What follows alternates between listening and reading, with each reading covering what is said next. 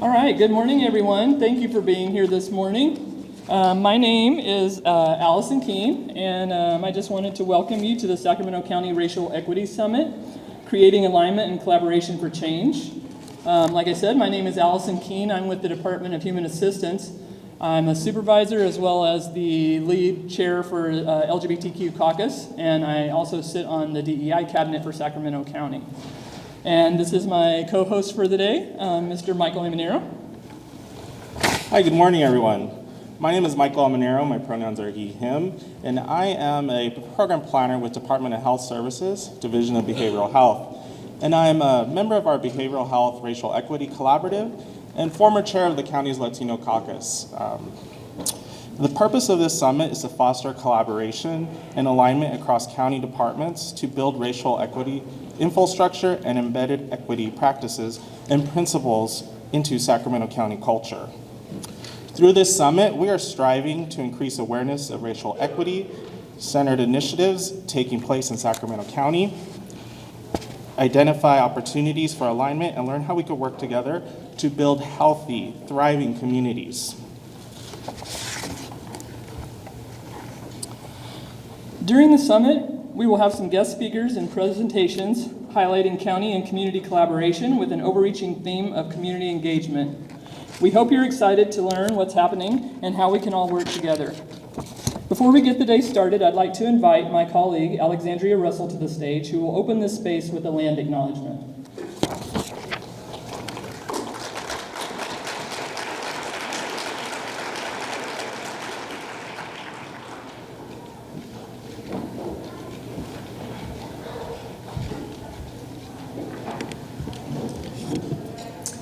Before I begin, I'd like to share, we're in the roundhouse, we're in ceremony, and we're in circle. And as one of our elders, Bill Franklin, used to say, save those hands, because we might be in here for days. So, what you will say is, aho, or oh. So save your hands. My name is Alexandria Russell, and I'm with the Department of Human Assistance, and I'm honored to be here today. I work as a human services welfare to work, and I work with tribal TANF customers. But my most important role, I'm a wife, a mother, grandmother, auntie, and a native elder in my community. When I was asked to come and do the land acknowledgement, I went to the Wilton Rancheria elder and I asked for permission, because this is their native home. They said, yes, we trust you, but please have them listen, because it's also your responsibility to acknowledge the land, native land, and us as native people. Will everyone please stand?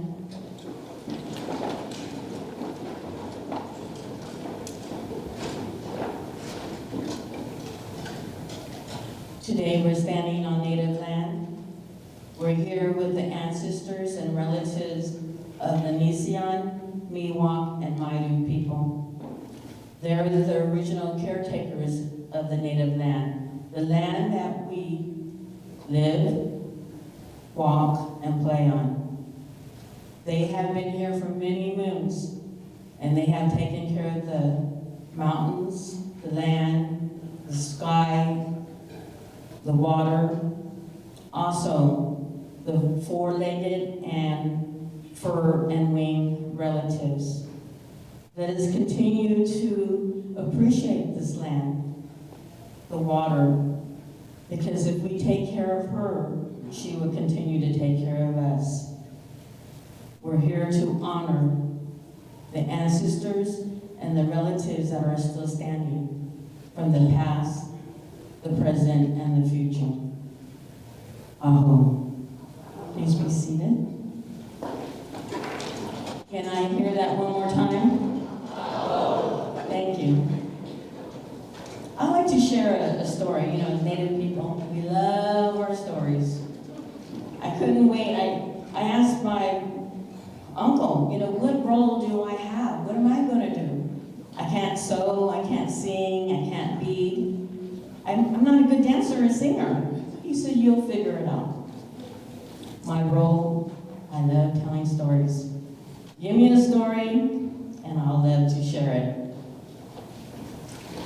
And as we say in Native land when we tell our stories, we begin with long, long time ago in a beautiful forest.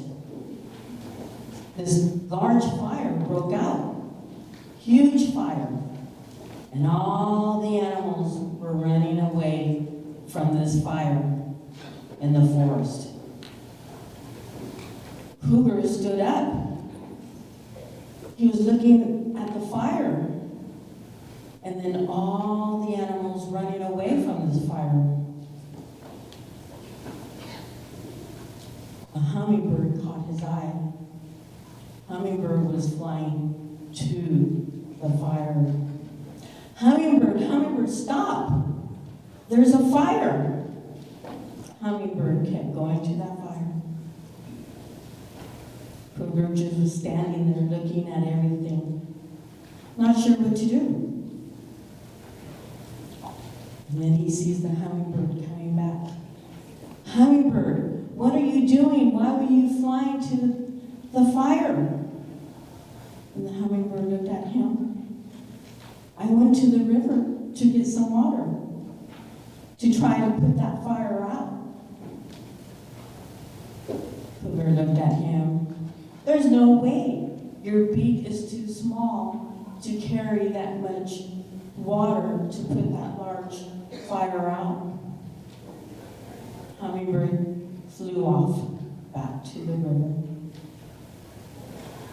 The cloud people above heard the words and the wishes of the hummingbird.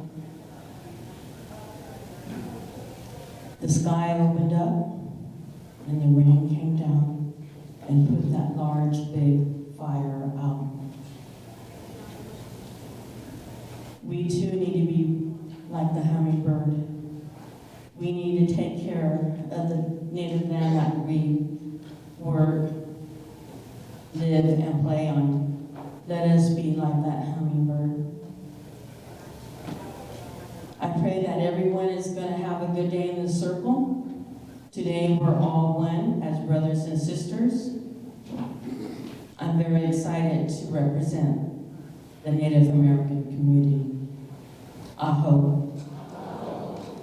Can I have that one more time? Aho. Thank you.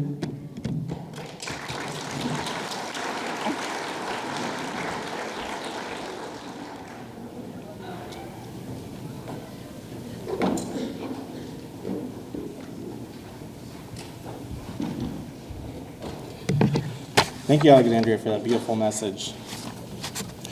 We'd also like to acknowledge the labor here. We acknowledge our collective debt to Indigenous people of this land whose labor was forced and exploited, the Chinese immigrants who built railroads and allowed the westward American development, Japanese Americans whose properties and livelihoods were taken while they were incarcerated during World War II, and migrant workers from Philippines, Mexico, and Central and South America who have worked Pacific Northwest farms and canneries. We recognize the immigrant and American-born workers of African, Asian, and Central and South American descent whose labor remains hidden in the shadows, but still contributes to the well-being of our collective community. So I just want to say I was very honored to be asked to MC here with my colleague Allison, but also honored to be asked to share the labor agreement. I'm here today because my grandfather migrated here at 17, left everything behind in a little town, Benjamín, Michoacán, to chase that dream of a better life. And worked actually here in Stockton, California, in the shadows, as it states, doing farm work and working on the railroad, as well as the food industry. So I think it's very important that we acknowledge those that are here, making this community thrive, labor, whether it's food or our janitorial staff. And I'm a native to Sacramento, and all of us are very proud of our farm to fork capital saying, right? But remember those that make that possible. One thing I learned from my grandfather was that it wasn't about just making it for yourself, it was about helping others. And even he chased his dream and migrated from Stockton to Sacramento and was able to help others through his work in being a co-founder of the Hispanic Chamber of Commerce, as well as the Mexican Patriotic Committee here in Sacramento. And those efforts were to help folks feel inclusive, be included here in the community in Sacramento County. Thank you.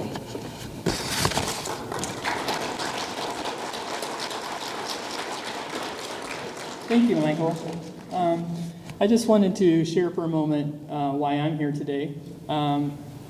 This is something that I feel strongly about, and I have shared with some other people that when we were planning this event, they were looking for an MC, and as my mom always says, you've never met a microphone you didn't like. So I, of course, was like, but then I thought, I don't know if this is the place for me. I don't know if I'm the person that should be doing this. And I talked to people about it. And what I ultimately came to understand for my own personal self is that it is my responsibility. It is my responsibility as a person with privilege to be here and to fight the fight so that everyone can be equal. And as a person that is not of color, I just want to acknowledge that I am here because I believe in the cause and because I want to stand beside you and fight for you. So I just wanted to add that, a little bit about why I'm here. And also we would like to take a moment today to acknowledge the communities that are impacted by events happening around the world and within the United States. We understand that being here and having these conversations is a privilege, and we're grateful to do so. As we move forward today, please keep everyone close in your thoughts. And now Michael's going to give you a few housekeeping reminders here.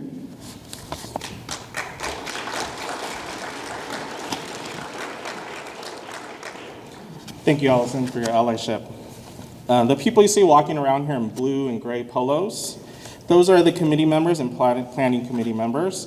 Feel free to ask them questions that you may have, but also we're live streaming, so please silence your cell phones to avoid any interruptions. Restrooms are out the front door. Follow the signs to the nearest restroom. We'll take a break today for lunch at about 11:45, and we'll come back at 1 o'clock. Lunch will be provided by Subway here on campus. The QR code on the tables, it's in the program. If you scan that QR code, you'll see the bios for all our speakers today, including Allison and I. So everyone attending the summit today, both person and virtually, will be entered into a drawing to receive a door prize. We'll contact the recipient after the summit to deliver the door prize. So that's for folks in the room and our virtual participants. So I'm now going to read the group agreements for the day. We're going to expect and accept a lack of closure, consenting to learning and unlearning in public, ask instead of assuming, brave space, recognize when you're uncomfortable, but get comfortable with that uncomfortable. Speak from your own perspective, give yourself permission to learn. I'm going to ask that you use active listening, and be willing to make and accept mistakes.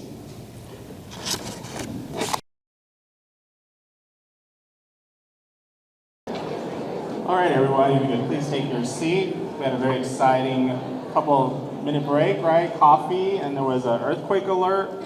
Did anyone feel it? Please raise your hand. I just like to say, when I get those, I never feel it, and everyone's like, oh yeah, my house was shaking. And I was like, that's it. But anyways, thank you and welcome back. Now I'd like to invite Jennifer Norman to the stage to offer a warm welcome on behalf of the county's Culture Change Coalition.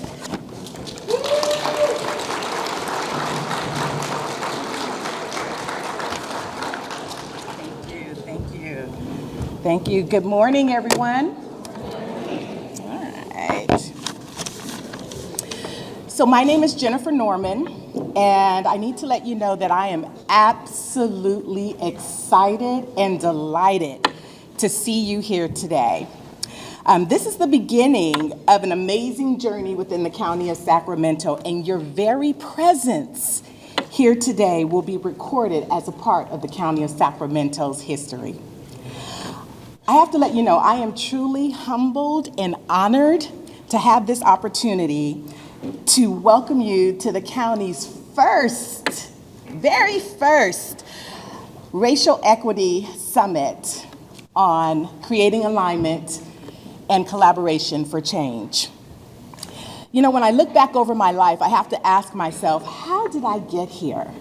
What did I do to get here today? And why is this event so critical? So what I want to do, I want to invite you to walk with me mentally over a quick reflection. So, is this working?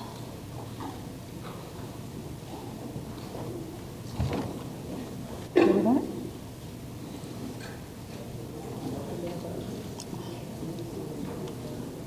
That turn on?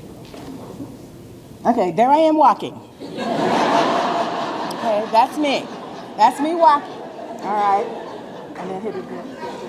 All right. So let's do this quick reflection, okay? Oh, can you hear me okay? All right. Okay. So I am the only one in my immediate family born and raised in San Francisco, California, and I'm the youngest and the only girl. The rest of my immediate family was born in Alabama, yet I am the only one with a slight southern drawl. And if you listen to me long enough, you might be able to hear it. So I felt like I grew up in one of the most diverse cities with one of the most diverse experiences. For instance, in San Francisco, I'm going to take you through my journey. In my elementary school, my very first best friend was white. In middle school, my very first crush was Asian. In high school, my freshman year, my very first pretend husband at the high school carnival was a gay white man, or male, rather. He wasn't a man, he was still a boy. My first sweetheart was biracial. My favorite high school counselor was a black man. My favorite football player in high school was Samoan. My favorite friend, or my dearest friend from high school to this very day, is Asian. Now, I had envisioned that the world had my experience of diversity until one day in 1985, during my freshman year in college, during our orientation, while all the students were out meeting everyone, and this was in Granville, Ohio, while all the students were out on the yard introducing themselves during the orientation, I was approached by a white male student who came up to me and said, "Oh my goodness, I've never met anyone black up close before. Talk black to me."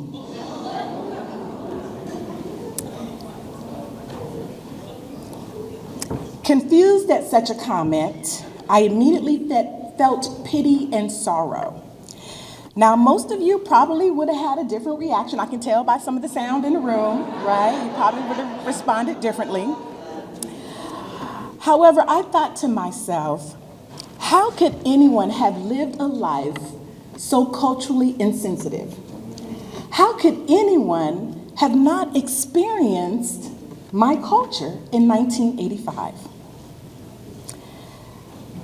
I asked him where he was from, and then I proceeded to say what he should never do or say again. Primarily because I had just met this one brother from DC, and he would not have taken it so kindly had he approached him. And I don't know if you picked up the southern drawl there so kindly. Now, I was not sure if this guy approached me with this comment because of a dare, pure ignorance, or sincere interest. but I am sure he did not expect the response I gave him. You see, my compassion for his lack of cultural awareness put him at ease to have a real discussion. And at that moment, we became friends. The encounter that encounter with that person started my journey of valuing people and their experiences. You see, I thought I was going off to school to get an education. Little did I know I was going off to school to be an educator. When I graduated from college, I worked as a residential life staff director for a South African orientation program in Ohio. Now, the purpose of the program was that we would invite students from South Africa who were studying in universities throughout the United States to come and get acclimated to American culture. Now, keep in mind, this was at the peak of apartheid. Some of these Black South African students have never, ever mingled with white people, and it was because of their country's laws. But during that time, I had the opportunity to help them feel valued, appreciated, and understood. I moved on in life and worked at various organizations. I worked at a global consulting firm. I started there as a practice development consultant, moved on to the member services manager for the Americas, and then became the director of team development. I worked with small to mid-sized enterprises, CEOs, multi-partner firms, all to help them feel valued, appreciated, and understood, and to help them help their team feel valued, appreciated, and understood. I was hired by the County of Sacramento in 2017 to assist the department with a culture transformation, where all I did was simply help those from the front line up to the senior leadership feel valued, appreciated, and understood. I did that for 5 years, and then I was moved downtown to where I was given the awesome opportunity to be on the county's Culture Shift Coalition, where now I can help all county employees feel valued, appreciated, and understood. I also get the awesome opportunity to manage the Leadership Development Academy, where I can work with leaders to see their value and to help them understand the value of their people and to value their differences. I encourage all of you to take advantage of this very moment and learn the significance of diversity, equity, inclusion, and belonging, and its impact on the culture. And who knows, you may evolve like me to where I have dismissed the myth that we are a great melting pot, or that our society is a great melting pot, in which the original beauty of people get diluted or lost. You see, I have adopted the belief that our society is an arboretum or a garden, where a rose is a rose, a tulip is a tulip, a daisy is a daisy, and we're all planted on one foundation. You see, nothing is lost in an arboretum or a garden. Every plant and flower is being nurtured in its own way, in what's best for it, to foster and grow success. In fact, we even have some cross-pollinated flowers in arboretums that are equally as stunning.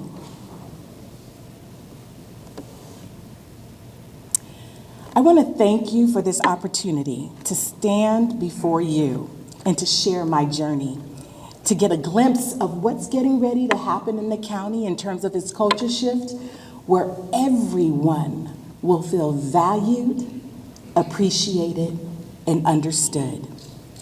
I want to challenge you today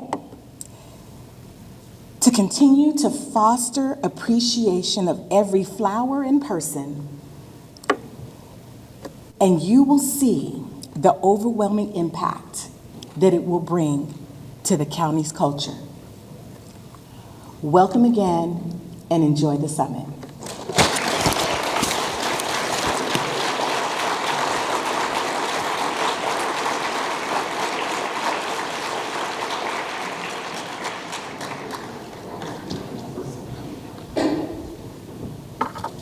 Thank you, Jennifer. That was a beautiful welcome, helping us set the tone for the day.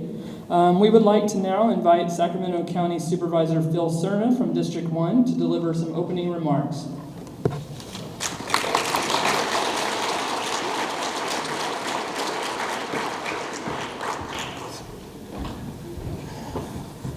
Thank you. As you can see, I'm still trying to catch my breath here. I apologize for showing up just as the curtain is going up. But it's important that I am here with you. I really appreciated hearing the last speaker present so eloquently what today is about. I don't know that I could add much to that. I will just simply reflect on kind of how we got here. First of all, let me thank Ann Edwards, and I don't believe she's here. I think she's still taking a well-deserved vacation. And I do want to acknowledge, I believe Supervisor Kennedy's here as well, somewhere. There he is in the back of the room.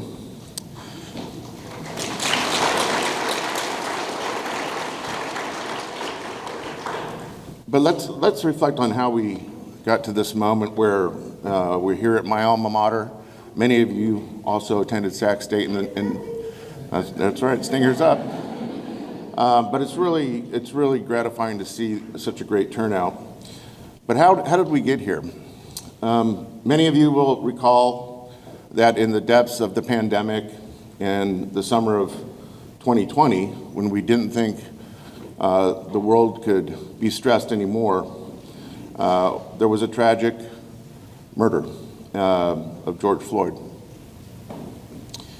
And I reflect on that because I think it's a tragedy, quite frankly, that it took that moment for not just the United States, not just California, but the world, for us to do a lot of self-reflection. It wasn't just about a white cop kneeling on the neck of a black man. It was so much more. And through that reflection, I think a lot of us in public life, elected, those that are involved with public policy making and implementation, really did a deep dive internally to ourselves, but also in the constructs in which we serve. And for me, it was quite clear that as an organization, Sacramento County, the second largest employer in the county, second only to the state of California, that we have a responsibility to be very blunt, to be very clear with the people that we represent and serve.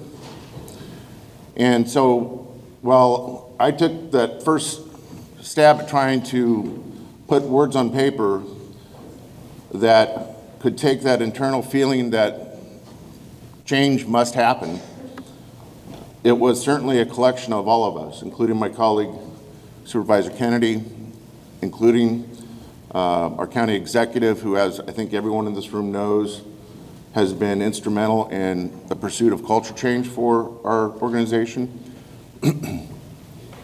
And through that exercise, it really forced me to think very carefully about those words in that resolution, declaring racism a threat to public health, and the intersection of what we were all going through, that is the pandemic, what we're witnessing in the press about a racially motivated murder by a public servant, no less. And in drafting that resolution, I thought to myself, the most important part of it has to be the resolve. And for those that may not be as familiar with resolutions as some of us are at the Board of Supervisors, the body of a resolution is filled with whereases. They're basically statements of fact. But it's the resolve at the end of those resolutions that has an opportunity to set in motion a response to an acknowledgement of those facts and how we pursue change. And of course, one of those resolves was that we have a DEI cabinet. Little did I know that that would find the kind of traction that it has, not just in the meetings that we have, and I sit on the cabinet with others, but in culmination of all that, what has brought us here today in this room. And again, I couldn't have put in words what the previous speaker has in terms of what the moment means, but I will tell you, as someone that grew up very proud as a Latino, as the son of the first Latino mayor in the city of Sacramento, as the first Latino to ever serve on the Board of Supervisors since 1850, that this is a moment we cannot release our grasp on. And we have to make change together. And that's what today, really for me, is all about. How do we do that in collaboration and in alignment with one another? How do we do that understanding from another person's perspective what it means to be a person of color? And I know that that's not easy, but it's necessary. It's necessary for our organization. It's necessary for our organization to progress and to be better at what we do, and that is to serve the public. So with that, I want to thank everyone for being here today. I want to thank in advance the speakers that will follow me. I want to thank my fellow cabinet members. And I want to thank all the civil servants in the room for what you do day in and day out for the people that I have the honor of representing. Thank you.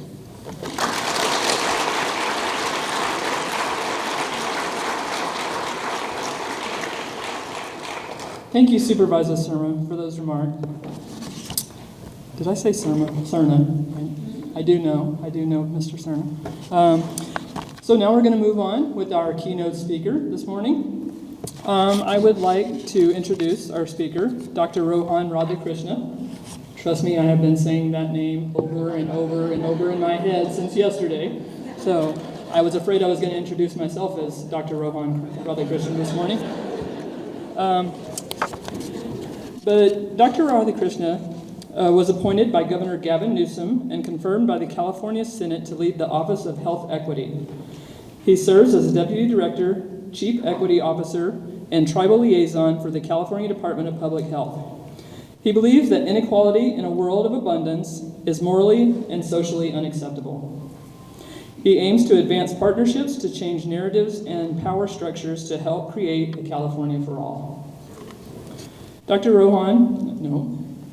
Rohan Radhakrishna, got it, okay, leads the Office of Health Equity's broad portfolio, an internal racial equity initiative called HEART, Healing Equity for All and Anti-Racism Trauma Responsive Transformation, advancing external health in all policies and cross-sector collaboration to address the social drivers of health by serving on Strategic Growth Council, and leading the Climate Change and Health Equity section, advancing behavioral health wellness and resiliency for diverse populations through the Prevention and Early Intervention California Reducing Disparities Project, and supporting California's COVID-19 equity work. He also serves as co-chair of Cal HHS Agency JEDI, I love it, J-E-D-I, Justice, Equity, Diversity, and Inclusion, and was an executive sponsor for the Capital Collaborative on Race and Equity, a community of government leaders integrating racial equity into institutional culture, policies, and practices. He is a board member of the National Association of State Offices of Minority Health, representing Region 9 in the West. Let's give a warm welcome to Dr. Rohan Radhakrishna. At the end of his presentation, there will be time for questions and answers, and we ask when it's that time, if you would please come up to the microphone, you can ask your questions for Dr. Radhakrishna. Thank you.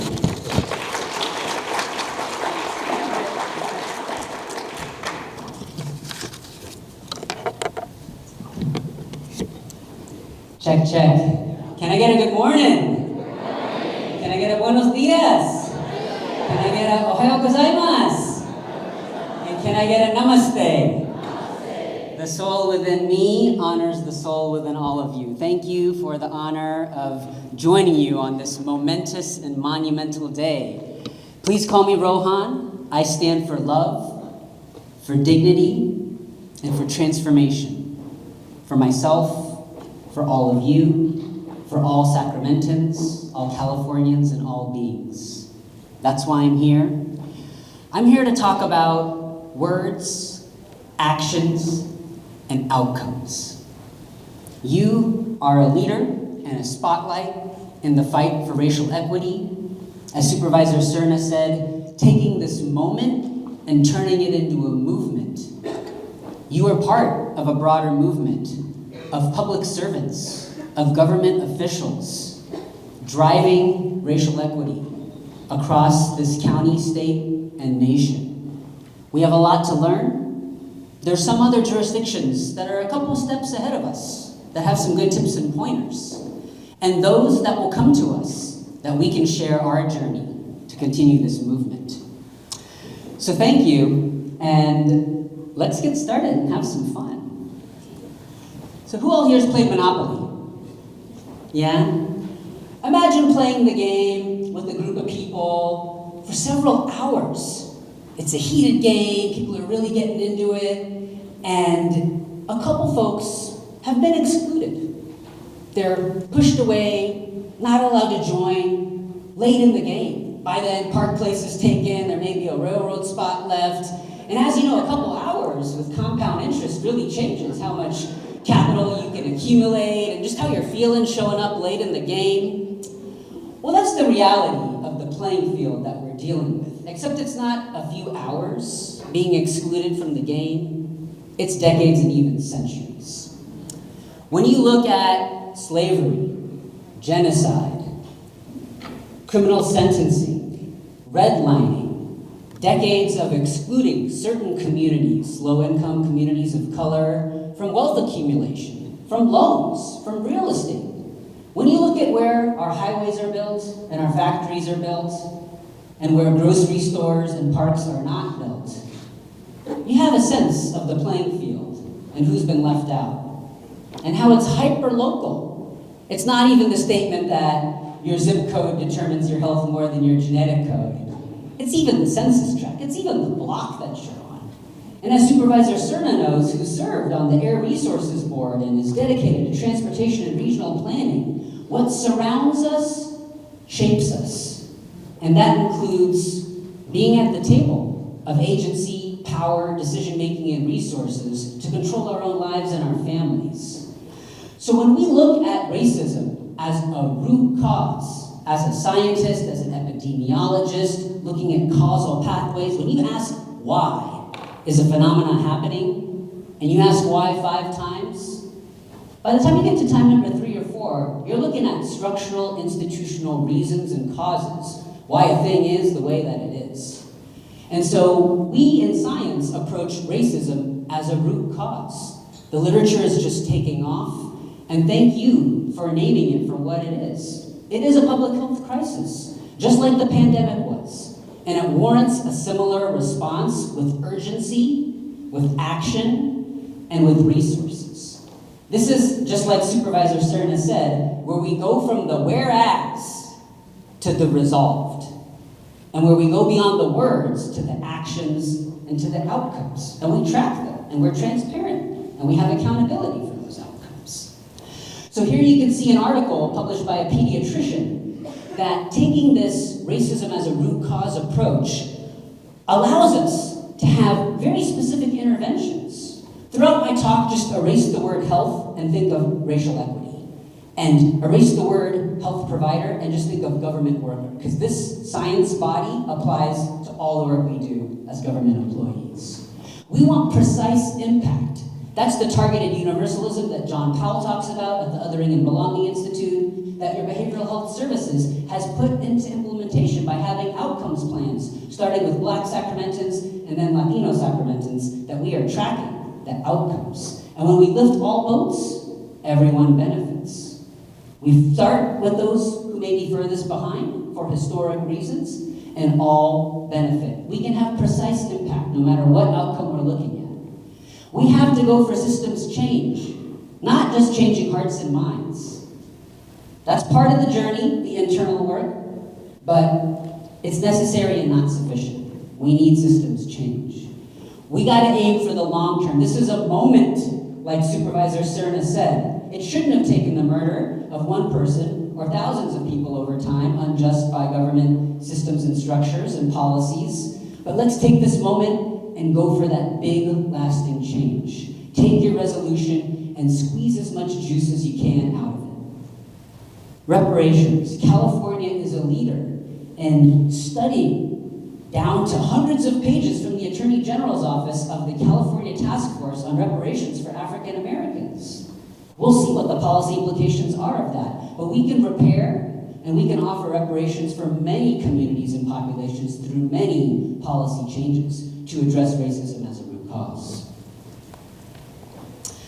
Now, we need to acknowledge the land that we're on, the labor over time, and so I share with you this additional acknowledgement that we are all living off the taken ancestral lands of indigenous people, and we acknowledge the extraction of brilliance, energy, life for labor forced upon people of African descent for that monopoly game that's been going on for more than 400 years. And we celebrate the resilience and strength that all indigenous people, including the Nisenan, on which unceded land we stand and sit today, and the strength of all indigenous people and descendants of Africa have shown in this country and worldwide. We carry our ancestors in us, and we are continually called to be better as we lead this work. That's what Supervisor Cerna said about this self-reflection moment. We look in the mirror every day as we do this work. Now, this is a document, a plan. Imagine what your county will produce that's more detailed in terms of a racial equity action plan in your coming work. This comes from the National American Medical Association, and thanks to a woman of color at the helm, their chief DEI officer, you can see the conversation changes. The words change, the actions change, and the outcomes will change. And it matters who your leader is and how they're driving things. She helped create a narrative guide, a glossary of terms, so we literally changed the conversation and how we're interacting. But I believe this applies to this county and this state and all of government, that we envision a nation in which all people live in thriving communities where resources work well, systems are equitable and create no harm, nor exacerbate existing harm, right? I'm a doc, I took the Hippocratic Oath, do no harm, right? We don't want to exacerbate those existing harms because the stage is not level, and we got to change that. Where everyone has the power, conditions, resources, and opportunities to achieve well-being. Where all government employees are equipped with the consciousness, tools, resources to confront inequities and dismantle root causes, white supremacy, racism, and other forms of exclusion and structured oppression, as well as embed, and I saw that in your purpose statement today, in your program, embed. To me, that's the most important word. We want to make institutionalized a positive word. We want to embed structural policy change for decades and centuries to come. So, we embed racial justice and advanced equity within and across all aspects of our government system. Beautiful vision. Takes different people at the table to create a plan and words like that. Now, I want to start by honoring a couple women of color. I was raised by women of color. They've been mentors, caregivers, inspired by my aunts back in South Asia who created a spirit of seva, the Sanskrit word for service in me. And this comes from someone who's taught me before, Melanie Turvalon, about cultural humility. So let's get humble, Sacramento and California. Cultural humility is the commitment to that personal and institutional transformation by realizing and redressing power, privilege, and prejudice. We have to be committed to lifelong learning and critical self-reflection every day, realizing our power, privilege, and prejudice, of which I have a tremendous disproportionate amount, and I'm trying to use for good, to redress those power imbalances and promote institutional accountability. That's where you as government workers have a tremendous opportunity to promote institutional accountability with the leadership from Supervisor Cerna, Kennedy, and others. They're asking for it. They're ready. They're handing you the mantle to drive this forward. So humility is the noble choice to forego our status and to use our influences for the good of others before ourselves, and to hold our power in the service of others. Another powerful woman of color who's taught me is Dr. Monica Sharma, who taught leadership at the United Nations in dozens of countries and dozens of organizations. And she wrote a great book that's really influenced me called Radical Transformational Leadership. It's why I start by telling you that what matters most isn't my bio, but it's that I stand for love and for dignity and for transformation. And you gotta hold me accountable when I'm not acting out of those three values. Because universal values are ones that apply to everyone, everywhere, and they leave no one behind, even our worst enemy. They enable us to transcend our differences and find common ground to solve problems together, which is what we gotta do as government. It's tough work. And strive to embody and promote them every day. So now let's take a whirlwind tour from the nation's capital to the state's capital, where we are today. Going back to day one of the Biden-Harris administration, when they signed an executive order for advancing racial equity and support for underserved communities. The tone's gotta start at the top. Even if you're a branch manager with a small team, your tone matters for the team that you're leading. This was 90 federal agencies voluntarily putting out their racial equity action plans. Concrete and intentional actions, tracking them over time, reporting publicly the following year, followed by a second executive order. And then we have our governor, who in September of last year, almost a year ago, signed our state's equity executive order with these 8 domains. Embed equity into your strategic plans, mission, vision, goals. Go further, duty statements, job posting descriptions. Make it in, make it part of the job. Diversity in hiring, procurement, I know you're interested in contracting, language access, our agencies trying to deploy that down, pay disparities, data standardization, and a racial equity commission. They've now been appointed. Don't wait for them for their draft framework next year or the final framework in 2025. Keep moving with the great work that you're doing in sharing and learning. And from the Attorney General's office, now, this summer was released the final report, hundreds of pages on the California Task Force to Study and Develop Reparations. Chapter 12 goes deep on health. You can start to implement some of these recommendations at the local level. So California has been a leader, and the agency I represent, one of the largest with 34,000 employees, Health and Human Services, redid, like the Equity Executive Order asked to, our strategic plan, our guiding principles and values, and I'm going to read just a few of them. That notion of targeted universalism shows up here in language that worked with our executives. We constantly pursue social and racial justice by not only lifting all boats, but especially those boats that need to be lifted more. We prioritize prevention in the upstream factors, because it saves lives and saves money, where programs and services address the social, cultural, and linguistic needs of the individuals they serve, and we aim for community resilience. So when I joined 2 years ago in state service, we were person-centered and data-driven. Equity wasn't in the tagline, but that's part of where language matters in normalizing those terms. We gotta stay equity-focused in every meeting and conversation and data dashboard. And we're trying to create and achieve a California where race, as well as other forms of social identification, don't predict a person's well-being, health, or life outcomes. So the office I lead has been around for 12 years, the Office of Health Equity, where we have a vision that everyone has equal opportunities for well-being, where we focus on the conditions, the structural factors, where we aim to eliminate, not decrease disparities, and we try and serve a leadership role by learning from and partnering with jurisdictions like you all.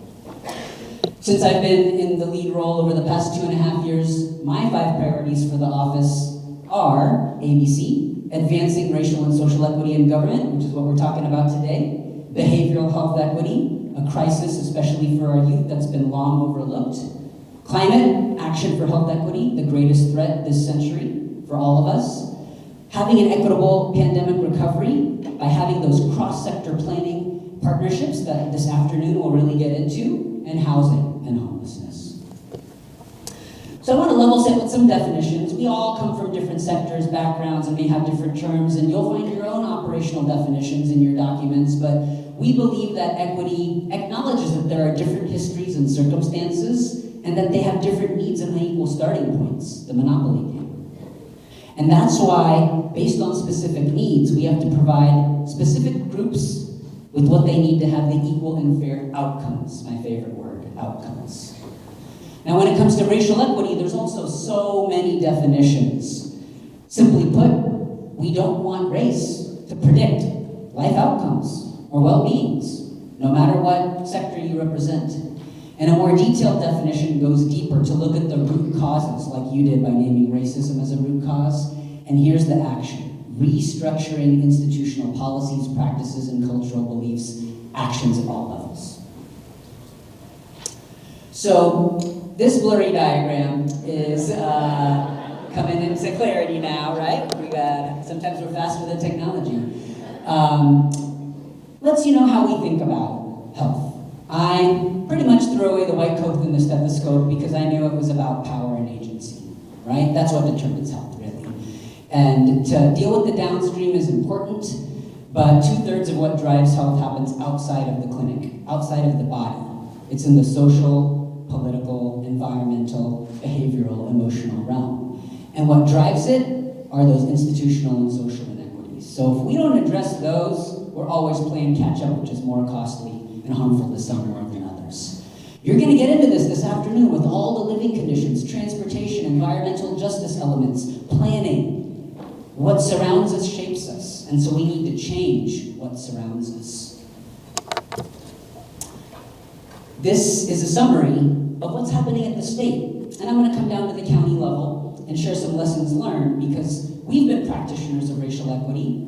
We haven't figured it out. We're struggling, but we're making progress at the state level. And I'm proud to be part of a government that's willing to do this tough work.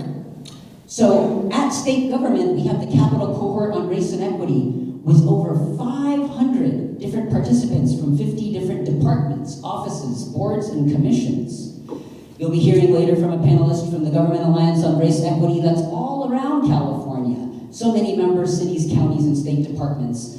But at the heart of it is leading with race. Now, we often get the question of, what about issues for LGBTQ or disability or people with different immigrant backgrounds or language? And it's an all and. It's a big tent, but we focus on the data. And no matter what population or group you look within, we will often see racial and ethnic minorities. When you have other intersectional identities, even more compounded, the worst impacts and outcomes, which is why we have to lead with race to get to root causes where all benefit. That's a tough conversation that you all should have within your own organizations. Why lead with race? Why isn't this just equity work and not racial equity work? And there are parts in California where people can't use the E word, where they can't use the R word.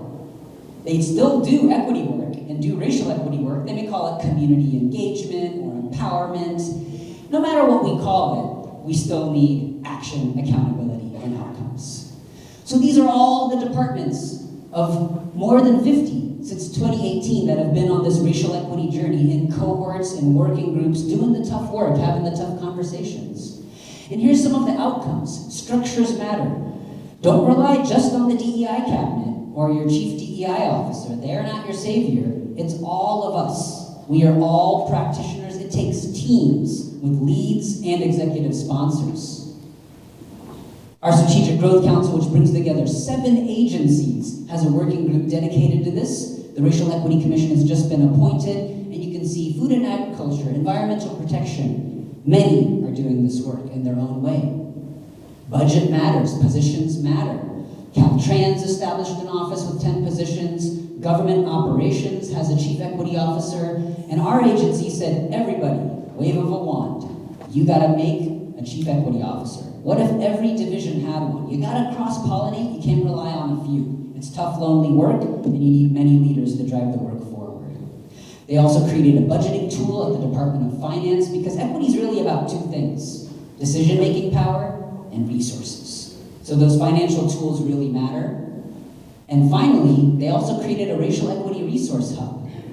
Now here you see our JEDI committee that I co-chair at our agency. We have a chief agency equity officer, but we didn't wait for that person. It took a year or two to find the right person. We started the work, and here we are during the pandemic convening for the first time. I represent one of 17 of these chief equity officers. This is the Racial Equity Hub. Contribute to it, borrow and steal from it. It has sample racial equity action plans and a lot of tools that you can use to continue doing the work. Now, another outcome from this work at the state level is public accountability. The Arts Council, Caltrans, the Transportation Commission, the Coastal Conservancy, the Air Resources Board, so many have publicly shared their action plan, which helps with accountability. We talk about it at the Strategic Growth Council twice a year in our public open Bagley Keene meetings about where we're meeting the mark and where we're not, and what we're going to do differently. So the accountability piece is so important. Now let's talk about words, declarations. They matter. The whereas matters, but the resolve matters more. The Center for Disease Control, in the middle of the pandemic, declared racism as a public health threat. And so did many jurisdictions across the nation and here in California. I put a big star where Sacramento is. Thank you for your declaration and for the leadership from your supervisors and staff. And across California, more than 30 have.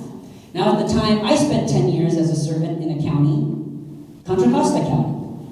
I was a deputy health officer, a family doctor, worked in public health there, and this is our Zoom meeting on public TV when we voted to accept the resolution to declare public health crisis of racism as well. I'm in the corner, I think I'm in clinic, wearing a white coat there. We got several of our boards of supervisors joining and speaking as well, and we are tracking this nationally to see what the jurisdictions are doing and how they're moving from declarations to action. So you are part of a community, you are not alone, you are a leader, others will come to you for advice, there's plenty to get advice from. Now, when I took this job and was appointed, just after that declaration, got the job, and a press release went out, there were some comments, someone said, oh yeah, I knew that guy, he was my wife's doctor, he was great. And Elizabeth said, when will a doctor with a name like Sam Jones be appointed to head such an agency? Why is it always someone with an unpronounceable name and a foreigner? Well, what first stuck with me was, why didn't Elizabeth suggest someone with a name like Samantha Jones? There are so many internalized isms that hold us back from imagining the leaders that we need, including from folks like this. And these are our constituents. And these are the people that we work with and partner with universal human values to connect with and drive co-values forward. But you know, I was born in the farm town in Illinois and raised in the wheat fields of Kansas, so I'm pretty American. But it's okay if I wasn't. My wife came to this country as an immigrant, she didn't speak English, and she's a public servant as well. And so we, the people, are here to help the people. So during the pandemic, my boss, your state health officer, Dr. Aragon, had just published a paper, Crisis Decision Making at the Speed of COVID-19. He says decision making is the most important thing that we do, and that's where our biases can influence. And if we're not intentionally equitable, we may be unintentionally inequitable. That happens all day long. So he breaks it down, epidemiology style, root cause analysis. Just like a virus, we gotta prevent it, we gotta control it, we gotta mitigate it. We gotta do plan, do, study, act, rapid improvement cycles every day, and we gotta do root cause analysis. What applies to a virus as a crisis applies to racism as a crisis. We gotta prevent it through individual and group psychology, cultural norms in our institutions. We gotta control it. Discrimination is active and present. We have no tolerance for it. We need to change the culture. And we need to mitigate it by addressing the structural factors in decision-making, the environment, and resources to create healthy Sacramentans. Now, when we look at racism as a root cause, it creates differential access to resources, differential living conditions, chronic stress. It can literally activate certain genes and change our body and create that allostatic load on our HPA, hypothalamus, pituitary, adrenal axis, leading to hormone changes, harming our body, harming our systems. Racism is infectious not just within our bodies, but within our government organizations. And it leads to all types of social inequities. So we gotta work on it and hit it head on and break it apart, just like a virus, prevent, control, mitigate. We gotta do the internal work, and I'm so proud to have a boss that has us leading to becoming the best at getting better with a lot of humility. There's things we got wrong during the pandemic. There's things that we learned. We gotta stay humble. And we gotta keep learning and be healing and develop our people. So our internal work is called the HEART Initiative, Healing Equity for All, Anti-Racism, and Trauma-Responsive Transformation. That's the deep internal work, acknowledging that trauma is universal, that we all walk in with our own lived experiences, and we need to be very attuned to the environment and others with grace, and learn skills, some in-the-moment skills to de-escalate, to deactivate our own response, to be the people we want to be. So part of our initiative is to have trainings, have tough conversations about things like racism, expand our trainings to all staff, do a self-assessment, and that's where this framework from GARE, the Government Alliance on Race and Equity, has evolved to not just be normalized, organized, and operationalized. One big critique was, you're a clerk. Your financial service person says, I don't know what this racial equity stuff is. That doesn't fit to my 9 to 5. We want it to matter to every worker. And that's where we have to visualize it and tell stories and narratives to make it matter to all of our workforce. But we need to wrap that with trauma-informed and healing support, because it's tough work, and it reactivates trauma from the past and present. Again, as I mentioned, it's not just a DEI officer or a cabinet. We cross-pollinate and have leaders within our different programs. So this was an innovation over the past couple years to have embedded equity leads in various departments and offices. We started by working with our locals and got to meet our Sacramento Public Health Department folks that took this inventory and rated themselves where they may be stronger or weaker on some of these skills and competencies. And we take a developmental approach that it's okay to be a 2 as long as you're implementing action to become a 3 a couple years from now and letting us know your journey and sharing. So we have a virtual equity toolkit that goes deep into all 12 of those competencies. You're welcome to use it. Other states have and jurisdictions as well, and give us feedback on how these tools can help you on your journey. We created our first ever statewide equity convening of those local leads. So people like from your health and racial equity unit across California got together for the first time to share. And I hope those of you who stay involved, we can have a future equity summit for government workers dedicated to racial equity at the county and local level, so you can continue to learn from each other. This took place in Sacramento last month with over 200 people. And I'll give you a 2-day summary in 2 minutes. How about that? We'll call it Rose Notes instead of Cliff's Notes, all right? So we brought some of our leaders and we talked about how equity is gaining momentum as a movement, how this is really 21st century government work and public health, how we need to visualize the change so all can see it. We talked about that relationship between equity and racial equity, that it really comes down to power and righting historic wrongs. We talked about injustices, challenges. Courageous action means taking risk, listening to our staff, being strategic about where and how to push. We talked about community engagement, and Dr. Tamu Green's going to go into that, and has been key to Contra Casa's success after their racism as a public health declaration and setting up their teams and office and leaders to do this work. But it meant recognizing community expertise, a variety of voices in the room, trust, and driving for impact. And so as I get to the end of our talk right now, I want to share with you some things that I learned from the national landscape. So just last week, I was at the California Endowment in Oakland, and they convened chief equity officers from all across the nation, from philanthropy, from government, from private corporations, from government entities. And these were some of the challenges that they raised. This is courtesy of Sandra Witt from the California Endowment. Racial equity is rarely resourced in a robust way. That's where the urgency of the crisis matters. Give it the resources that it needs. Officers can often face isolation and backlash, and I felt that as well. It's tough to do both the external work and the internal work, but it is a team sport. And you want to think very carefully about how you support those leads with coaching, with emotional support, with mentorship, external and internal, where you really gotta not just focus on hearts and minds, but changing institutional processes and practices. Because the work is so urgent, we can't wait for hearts and minds to change. Where white bodies and certain who have had positional power, you can stand in a lot of forms of, back to that cultural humility slide, notions of privilege and status and representation. It could be being cisgender, it could be being male. Any form of positional power can often get centered in ways that can cause harm to others that have less positional power. We need to be aware of that as we go on this journey. Call it out with love. We need to shift the culture because this is lifelong work.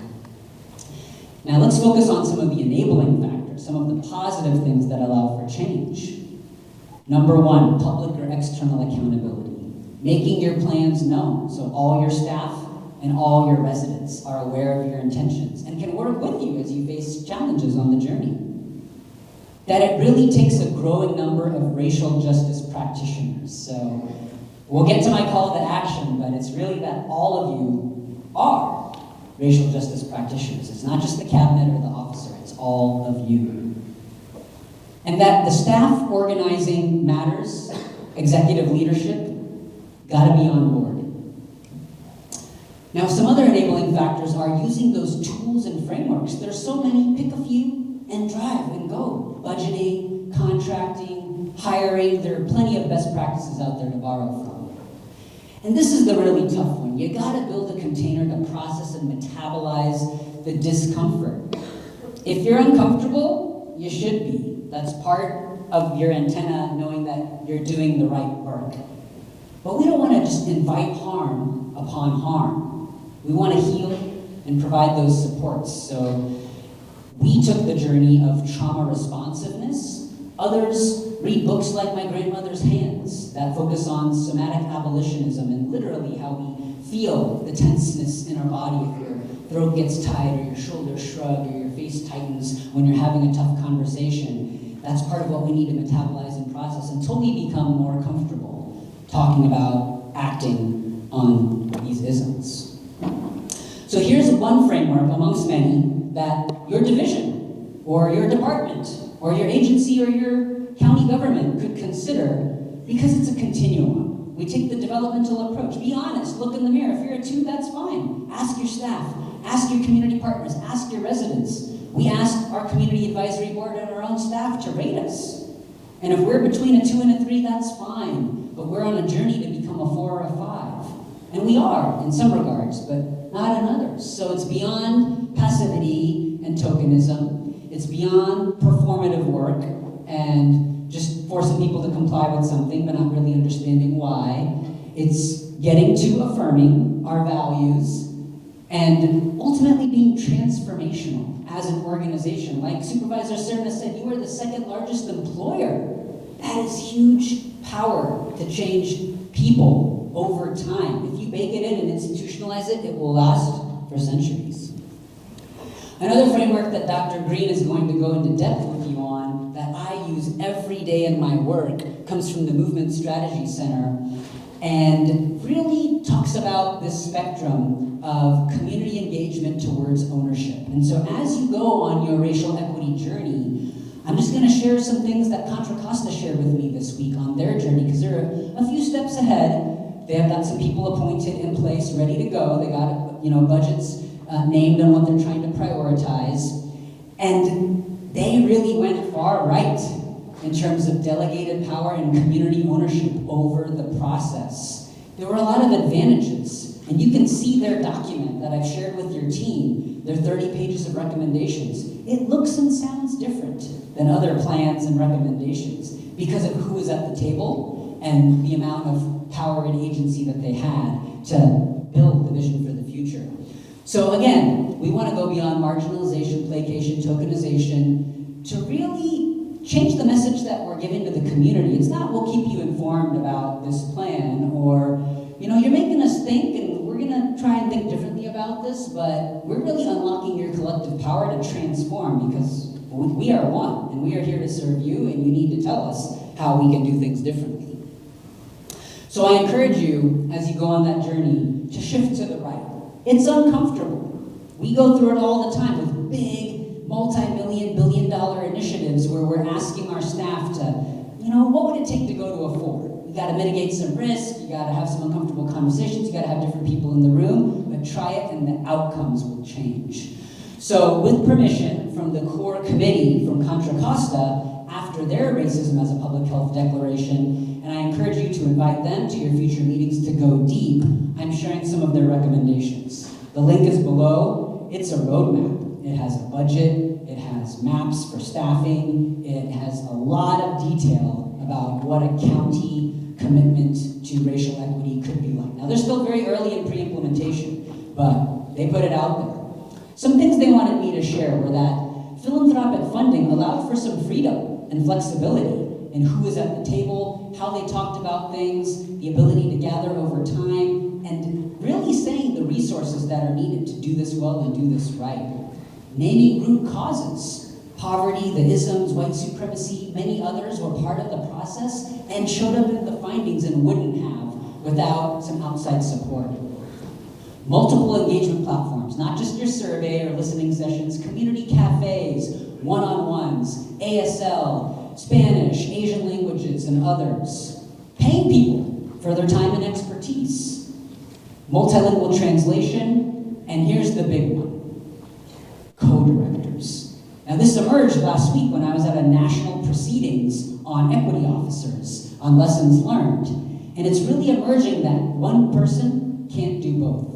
And I'll be honest with you, I struggle with that every day. I like to drive the internal work for the 4,000 staff at the Department of Public Health, and it's a team sport, but I struggle between all the external work and the internal work. So don't put it all on one chief DEI officer if it's more culture transformation on the inside. Consider having 2 co-directors that can drive the community engagement work, because that takes time, that takes presence. You gotta show up on the weekends, in the evenings, with translation, and meet people where they're at, and it's hard when you're also dealing with the inside stuff. So that was a big finding, and just last week, they appointed 2 co-directors that are the equivalent of Dr. Kasiri, a director or an agency head, 2 of them, one dedicated to external community engagement, one focused on the internal work. Just like your sheriff and your district attorney and your health officer, having 2 co-directors dedicated to racial equity, external and internal, will change the outcomes. So, I give a lot of talks. I think I'm giving 3 today. And people often ask, what can I do on Monday? All right, we're gonna hang out for a couple days and have our weekend and come back. Well, what can I do on Monday to promote racial equity? Well, there's a lot you can do. And we break it down into 4 buckets. There's the structural. You gotta start by talking about it. It's uncomfortable. It's awkward. When I got together with old high school and college friends and they said, oh, so I hear you're a doctor, what are you doing? I'm like, I work on racial equity. What's that? When I go back to Kansas for my high school reunion, I'm like, what's that? You gotta talk about it at work, at home, with your cousins, with your friends, with your coworkers. Then the normalization happens. Then you can organize and find allies. Then you can operationalize and follow the frameworks and the manuals. You want to work on it institutionally on Monday. You can get involved in a committee if there is one. If there's not, you can propose one to your boss. You can connect with leads or propose them if they're not there. You can read and follow up and get involved in action plans for racial equity. And you can go to the resource hubs that's there and share these tools and see how they apply to your division and domain. Now let's start to go internal. On the interpersonal, you can observe your daily thoughts, words, actions with all those you interact with.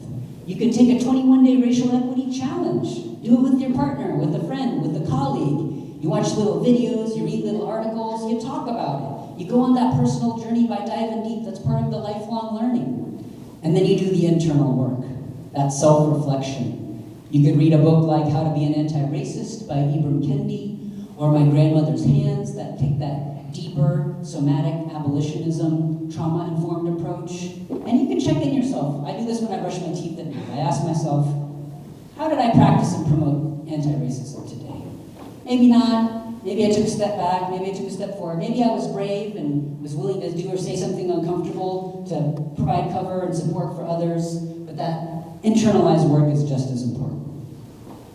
So, I want to end by thanking you all. Here I am hanging out with some of your Sacramento County behavioral health staff. This was a couple weeks ago at the 56th annual Native American Day on the west lawn of the Capitol. And thanks to them, I couldn't get my staff to show up with naloxone and gun safety boxes, but they did. It's a partnership, right, between the state and the county. We all pitch in to help each other, all teach, all learn. And so here we are, trying to decrease stigma with the fentanyl crisis and substance use by handing out naloxone like it was Halloween candy. Align. The two words that are really central to this summit are align and collaborate. And those are so important. Values, frameworks, definitions, approaches. Collaborate. This is not health work. This is all sector, all of government, all of society work. So collaboration is so important. Words matter. Accountable action matters more. Outcomes matter most. So thank you for letting me be a part of this journey, and I am here as your cheerleader, your champion, your observer, your learner.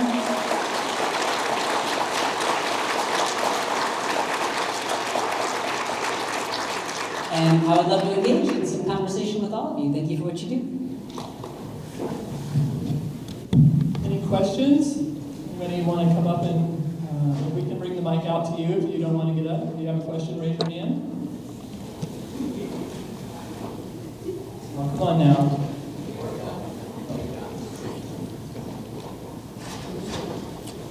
Hi, members of the convention. I'm Tom Mack. I'm a Sac City PE teacher.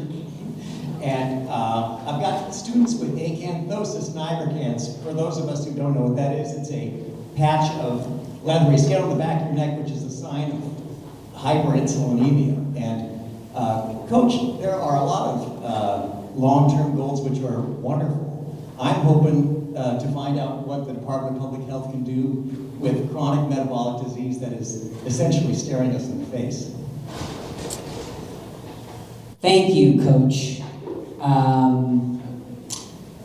So, when I was getting confirmed by the Senate and asking tough questions by senators, they asked me about diabetic amputations. It is wrong that some people get their limbs cut off more than others. And that's downstream after you start getting dark scaly patches on your neck or armpits, which is a sign of metabolic dysfunction that leads to insulin changes, changes in the skin and the nerves and the blood vessels and gangrene and ultimately losing limbs. And I had to give the tough answer to the senator from Southern California, Kumlager. We're not healthcare services. I have done amputations during my surgical training, and it's unfortunate that I recall the toes of the people and their backgrounds and the zip codes they came from and the color of their skin and the languages that they spoke, and it is not equal, and that is wrong, and we need to change that. But public health doesn't do as much of the downstream work. Yes, we gotta educate. We gotta educate our elementary school kids to have healthy lifestyles, to be moving. A certain number of minutes per week matters, per day matter. Healthy nutrition, it's all of that. But what we as public health do to drive that is we change the environment. We make the healthy choice the easy choice by partnering cross-sector with transportation. So we're not lined up making the air worse and making our lungs worse and worsening our metabolic syndrome by being inactive, but we're promoting active transportation. That's where we get the triple win. Lower carbon emissions, lower cost, healthier people by having active lifestyles. And that means changing the environment, changing the built environment. And that's why I do the work that I do. So we gotta educate early on in the life course. We gotta make things easy and overcome corporate influences that affect nutritional choices and active lifestyle choices. We need coaches and champions like you inspiring our youth, but we gotta change the structure and the system and the neighborhood.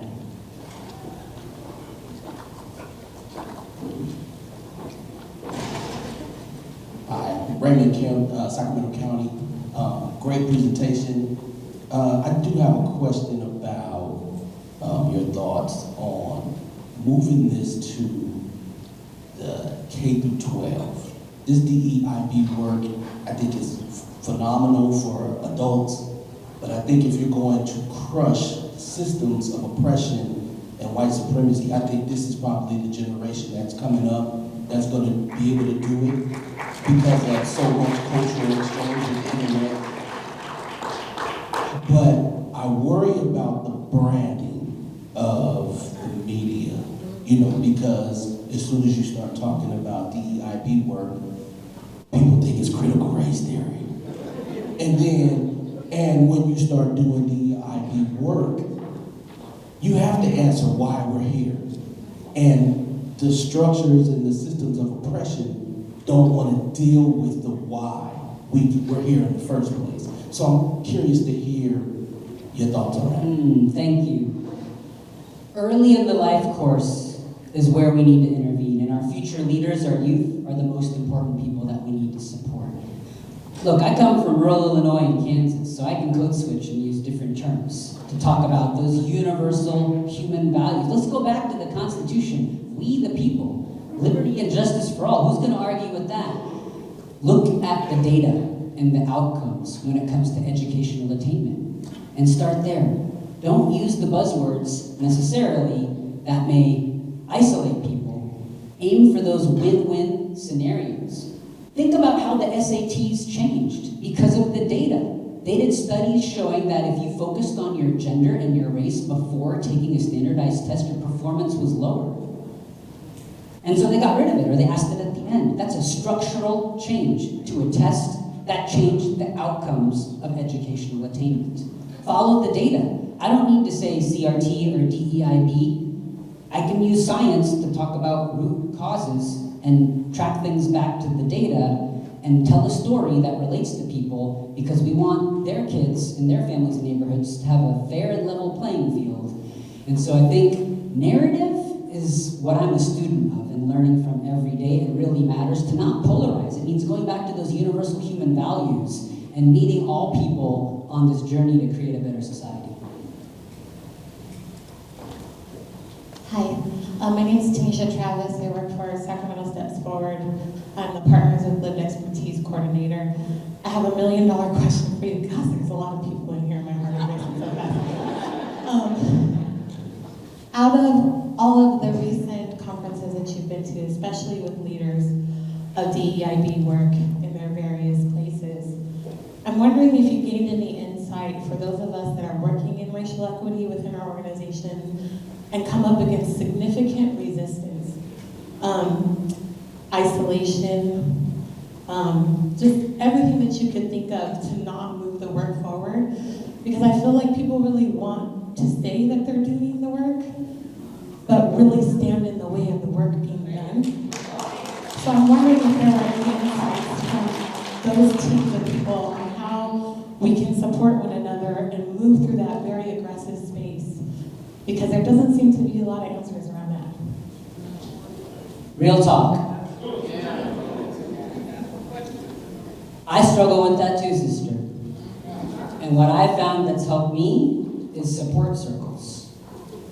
Sometimes it's just crying, is breathing together, and sometimes it's whiteboard brainstorming, strategy sessions. A tool I've learned is called power mapping, where you literally map. Just like the coach has drawn the diagram for the football play to get to the end zone, you map your win, the action, the outcome you want. Now in this county, it may have been relatively easy to declare racism as a public health crisis. That's not the case in other counties. They may have had to power map influencers and board of supervisors and certain key leaders. Whatever change you're looking for, it can be lonely and it can be harmful. So we need to think about the long term, and we need to think about those healing supports for ourselves. So as we set things up, build and bake in those healing supports for ourselves and for each other. And if your system's not giving it to you, you gotta find it, because you deserve it. All right, I think we have time for one more question. Allison? Hi, I'm Robin Blake Tester, and my question has to do with how would you deal with the pushback from someone you're trying to bring them across the racial equity to try to make them understand?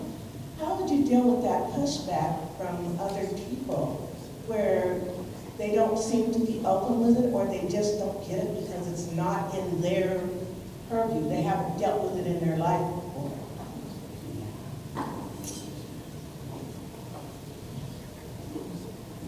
Pick your battles. We don't need to convince everybody.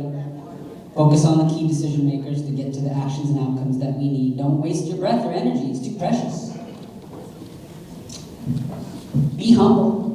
Be open to listen and learn. Study your opponents. Philosophically, scientifically. Learn the narrative frames that they're engaging, the metaphors that speak to them, and try and find common ground.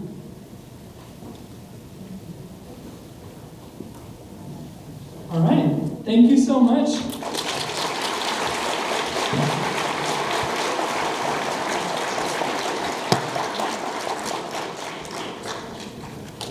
All right, thank you, Dr. Rohan Radhakrishna. Let's give him another round of applause. Real quick.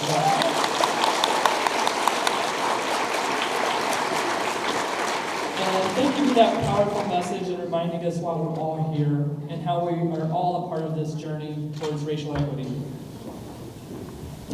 All right, we're going to go right into our next speaker, so just go ahead and take a quick little arm stretch, but please don't leave the room. Everybody doing great? All right, see some arms moving. Our next speaker is really going to drive home the importance of working with our community to advance racial equity. I'd like to introduce Dr. Tamu Green, CEO of Equity and Wellness Institute. Dr. Green brings expertise and lived experience in communities facing inequalities. No. It wasn't a break, I'm sorry. We were just stretching in our seats. All right, lived experience in communities facing inequalities in her pursuit of social justice through institutional and system change. She is the CEO of Equity and Wellness Institute, which has guided numerous organizations and institutions in their aspirations of advancing equitable internal and external practices. Dr. Green's passion for engaging the public in solutions that benefits us all, has landed her in Time Magazine, several podcasts, and TEDx Folsom Stage. Her efforts are aided by her networks, including the Robert Wood Johnson Foundation and American Leadership Forum, of which she is a senior fellow. So please welcome up Dr. Green.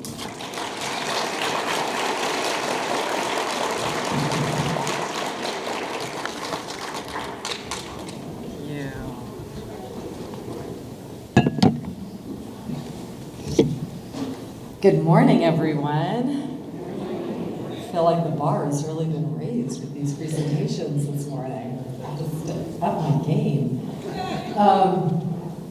So it might help for you to know a little bit about me, the way that I feel like previous presenters have shared some of their why they're here, who they are, which I really appreciate in this space.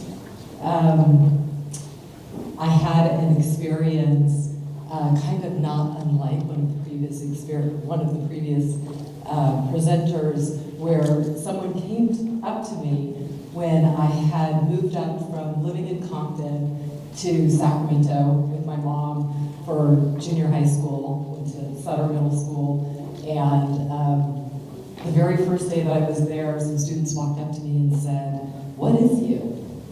And I feel like it's important to say, because who we are racially predicts so much in terms of then how people are going to respond to us, how the systems and institutions that we interact with are going to respond to us, right? So I'm a very white presenting biracial individual of a very different experience in this world than my monoracial siblings, some of whom are black, some of whom are Hasidic Orthodox Jewish. white, Ashkenazi. So I just wanted to put that out there because we are talking about the R word today. And I know that it feels to me like a sea change, that even when I was at the Office of Health Equity that I came to in 2014, that even then it was like pushing the envelope to talk about equity at all, to talk about health equity. So to now be able to talk about health equity and racial equity feels like we're getting somewhere. So congratulations to all of you for being here today, willing to take on this conversation. You see the title of my talk, Planning for Racial Equity in Partnership with Our Beloved Communities. I started my morning today driving over here, speaking with my ex-husband. I don't know how many of you have that experience, but we're co-parenting, and it's across the country and all that. So we're doing the best that we can do. And I mentioned to him, I'm going to do this talk, and he said, "Why did you call it Beloved Communities?" And I said, "Well, I want to remind folks that this work is about love. The way that we love our families, the people who are dear to us, we have to bring that same intention when we're engaging with our communities. We can't see our communities somehow as adversaries, which I feel like I've kind of worked through in community-based organizations and in government and in philanthropy, and sometimes there is like that tension there. And I just wanted us to remember, no, this is actually about love, because that is what's going to guide us through the racism that has gotten us to this point.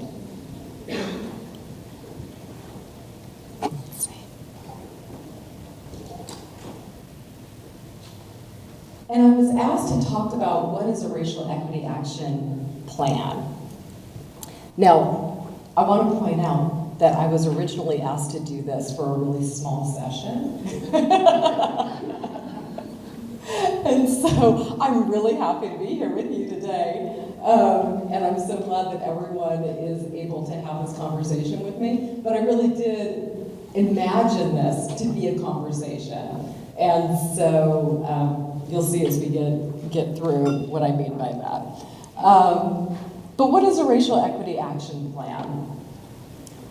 This is an example of one that I led for the Continuum of Care here in Sacramento County a couple of years ago. And I just wanted to start by giving you a snapshot of the table of contents from this particular plan. Because sometimes people, are curious when we're trying to operationalize what we're doing, what does that really look like? And so in this particular plan, it looked like talking about the folks that were involved in this, which was a racial equity committee. And I want to say that we were really deliberate in setting up that committee. And in fact, I know some of the folks who are involved in that work are here today. Thank you, Tiffany, I see you. And so we were really intentional about having a committee that was primarily comprised of people of color and people who are in families of color. And so I want to say that was like maybe 80 to 85% of the community members, of the committee members, because that was really important around having the folks who are most impacted to be a part of the committee. I believe we also had about 45% of the committee members who had lived experience of homelessness. And that was not by accident. Again, that was really intentional. And so I say that because when we are working in community and we're looking at how do we change these systems that we're in, we need to engage the folks who are most impacted by the problems and the closest to the solutions as a result. So we also were able to provide some data and context, right? The data kind of speaks for itself, but people need to see it. You know, people need to be able to see that Black folks are 3 times, overrepresented in homelessness, and American Indian and Alaska Native folks are 4 times overrepresented. You need to see the data in order to understand, why are we doing this? Why are we talking about this? Why is this important?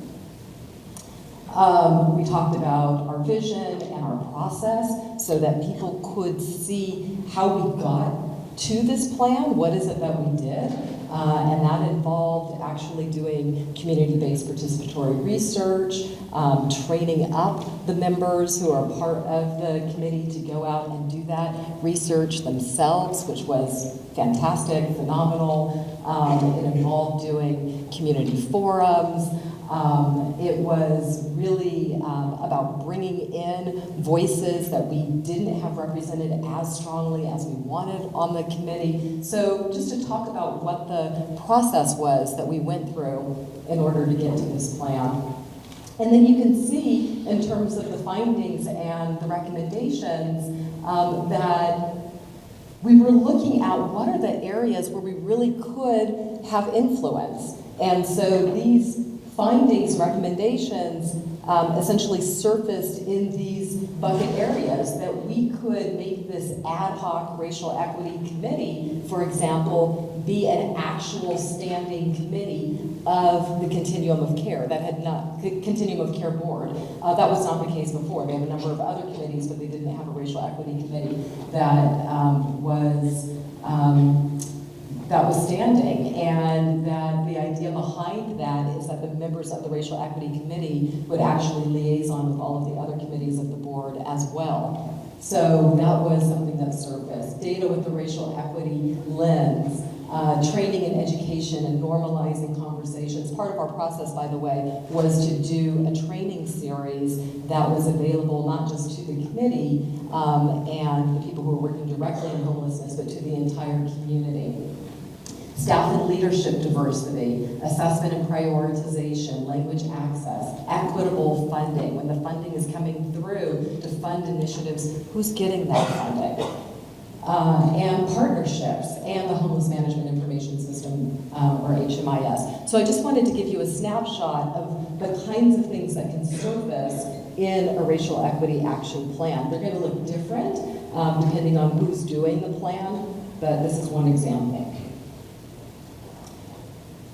Rohan, I need to have words with you. Rohan got to see my presentation, my slides a week or 2 ago, but I didn't think to ask for yours. So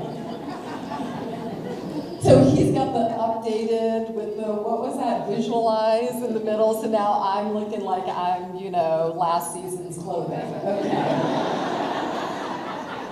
Thanks. Still look better. Thank you. So what I love about this, though, is this work will keep you on your toes. Don't ever rest on your laurels. Don't ever think that you've got it, because the next day, there's something new to learn. And so that's actually what I love about this work. I'm one of those people who I get bored really easily. And, no 2 days look the same when you're doing this work, because you have to wake up every day and say, what am I going to learn today? What am I going to do wrong today? What mistake am I going to make today, and how am I going to learn from that mistake, right? But essentially, we're going to go with last season's slides. So when we look at racial equity action plans, it's about putting a theory of change into action. And this comes from the Government Alliance on Race and Equity. So we want to normalize. We're having discussions like this today. Yes, we can talk about racism. Let's do that. So we can normalize this. And government's role in racism. Right? This isn't some outside foreign thing. This is something that we have all inherited and that we are taking part in each and every day. Also, what Rohan talked about in terms of why we lead with race. Let's have that conversation. We at the Equity and Wellness Institute, this is the nature of the work that we do. So we work with jurisdictions all over California, and there are for sure places, where they're saying, really? we're talking about race. Why are we talking about race when the real issue here maybe is class or something else, socioeconomics? And it's like, yes, those things are very important, and we're going to talk about race. And we're going to talk about race because it's our most entrenched ism, and when we get to that, then everything else is coming to light. Urgency and prioritizing and buy-in. Yes, this is an urgent issue. We need to start with it now, and we need to put as much urgency behind it as we have with our other efforts that were like right up in our face, like COVID-19. Organizing, that we build internal capacity, right? That's what we're doing today. That we're doing partnerships, we're engaging in partnerships across programs and sectors, also part of today. This has been opened up to the community. And we're operationalizing, so we're talking about what kind of tools do we have to be able to deal with these problems. And we're using our data to inform strategies and drive results.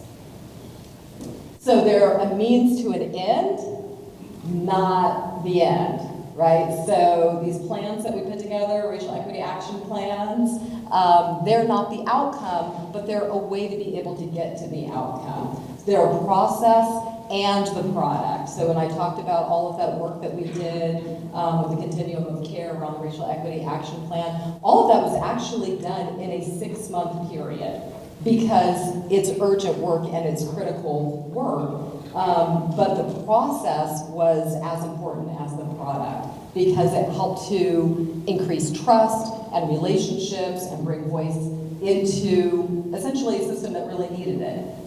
Guided by a clear results statement and vision, structured to achieve meaningful and measurable results, transformative policy documents, complementary to and leveraging existing planning and policy documents, and used to create and maintain accountability, also as Rohan said. And that can actually be baked into a document itself, into a plan itself, as you could say, and this is how we're going to be accountable to the community. This is how and when we're going to talk about our progress on this plan, which we have done. We make that into plans also.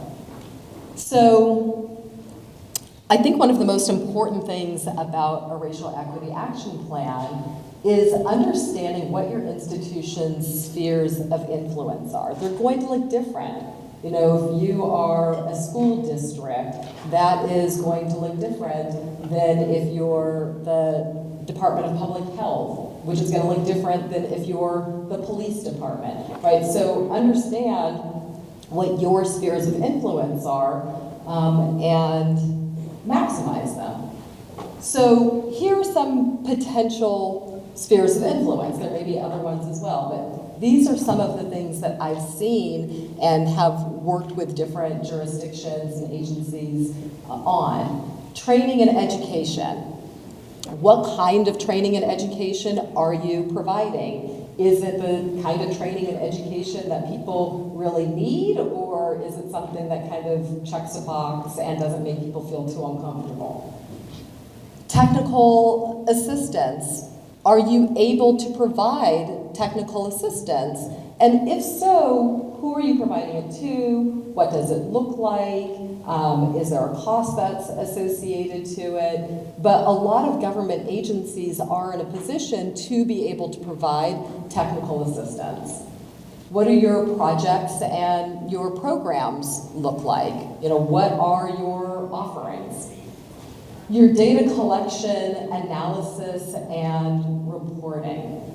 So when you're thinking about data collection and your analysis, all of that, how are you doing mixed methods? Are you engaging the community in that data collection and that analysis? How are you providing it back out to let people know and understand what it is that you have?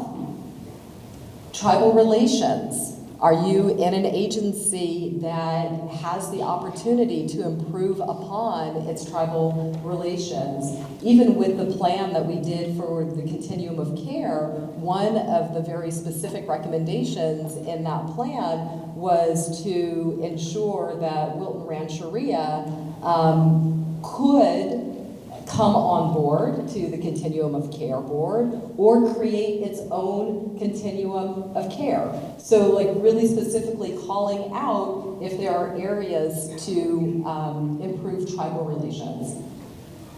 Interagency collaboration, partnerships, hiring, recruitment, retention, and promotions. You know, we've heard a lot about how when you essentially relegate DEI work or racial equity work to a single position, that sometimes that doesn't work. I mean, sometimes it's great that you have someone who is able to do the coordination and have the authority and all of that, but sometimes what that means is then people go, oh, well, that person is doing the work, I don't need to. And so, is there an opportunity to build into all of your job descriptions this work, right? So can you look at your job descriptions and ensure that everybody is shouldering some part of this work? And if that is the case, then when you sit down to do your reviews, you know, your performance reviews, and you're looking at your professional development plans for folks and all of that, well, look, you actually need to be proficient because this is a part of your job, and you're going to be held accountable for being proficient in this way. Communications, is that within your sphere of influence? Absolutely. How are you able to communicate with folks? What is your reach with communicating with folks? Your contracts and grants. How are you administering your contracts and grants? Can you be more innovative in your contracts and grants? I can tell you as a small woman-owned, minority-owned business, there are many, many, many hurdles to doing contracts with state agencies, with county agencies, with many jurisdictions. And so are you looking at your process to make sure that you're getting the folks that you want to be in partnership with? Stakeholder policies and practices for community trust building, access, and engagement. And we'll talk a little bit more about some of those. So just a few examples from state agencies and some of the things that they honed in on in their initial racial equity action plans. The Strategic Growth Council honed in on leadership, operations, technical assistance, and capacity building, and interagency collaboration. The California Arts Council honed in on a decision support tool, leadership and advisory groups, and Caltrans on communications and pilot projects and policy. So there isn't any one right way to do this. It's again looking at your spheres of influence and where you can get traction to start the process. So this is just a snapshot out of the California Arts Council's decision support tool. I was really honored to be able to do this work for them so they didn't call their plan a racial equity action plan. Their plan was a strategic framework, but it really had a lot of elements of racial equity embedded in it because they set up their RFP to ensure that. So that's another thing. Like, you have the power and control when you're putting out your RFPs to get back what you need. So if you're asking people how they're going to embed equity in every step of the process that they're doing work for you, then you know that they actually know how to do this, right? So that was one of the things that they asked for in their RFP. So in the process of doing this framework, this plan for them, I came to realize that a decision support tool is something that would help them with making slow decisions, not fast decisions. Because when we make fast decisions, that's when our implicit biases have the opportunity to kick in and overtake what we're doing. Whereas when we make slow decisions, then we can be really explicit. We can be really transparent. And so this is something that I would encourage government agencies to think about, is what kind of tools do you have at your disposal to make sure that you are slowing down your decision making. Now, I don't want to confuse that with the urgency of the issues that are at hand, right? So this doesn't mean that then the issues get pushed to the back burner because we're slowing down our decision-making process. It means that we are being really explicit around the steps that we're going through to make our decisions, and those steps have to include how is the community involved in this decision-making process. So all of these materials, the California Arts Council and the Continuum of Care, all of that, they're available online. They're searchable. I do want to say before I move on, since I'm talking about plans that I've been involved in, Rohan, I didn't have anything to do with Contra Costa County, but thank you very much. I haven't worked with Contra Costa County in like 10 years. I'm really pleased and delighted. Maybe I planted a seed, who knows, 10 years ago. But I can't take credit for that one. This one I can, though. Portrait of Promise, the California statewide plan to promote health and mental health equity. Doing my work with the Office of Health Equity in the California Department of Public Health back in 2014, 2015, in there. And so I just put this as another example because this was not explicitly a racial equity action plan. This was a statewide plan, the first statewide plan for the new Office of Health Equity.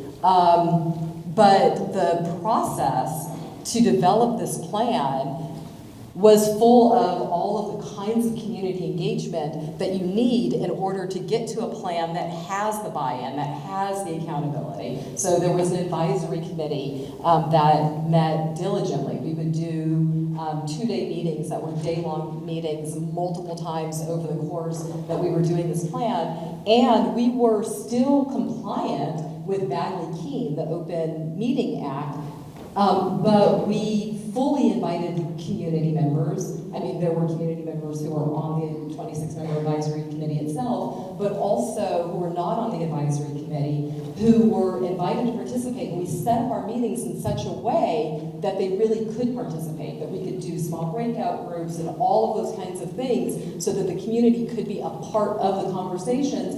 And we worked with the restrictions of Bagley-Keene Open Meeting Act, as opposed to saying, oh no, that means that we have to have all of this separation and whatnot. We said, no, what could we do to be creative around this? So one of the things that we could do to be creative was after we would have our small group sessions, we would report out on those sessions, and that fulfilled the requirements around Bagley-Keene. So I use that as an example to say, sometimes you will have people who push back on you and say we can't do the things that we need to with community because we have these restrictions around us, and you can be creative anyway. So out of all of that work that came with the advisory committee, with doing surveys, so much discussion with communities, so many different meetings with various community groups, this plan was born. And then it didn't stop with the plan being born, but then it was a matter of taking the plan up and down the state so that people understood what was in the plan and what their role could be in the plan, and how this was something that wasn't just about a state office delivering a set of goals and objectives and whatnot, but really how lots of different sectors could be involved and included.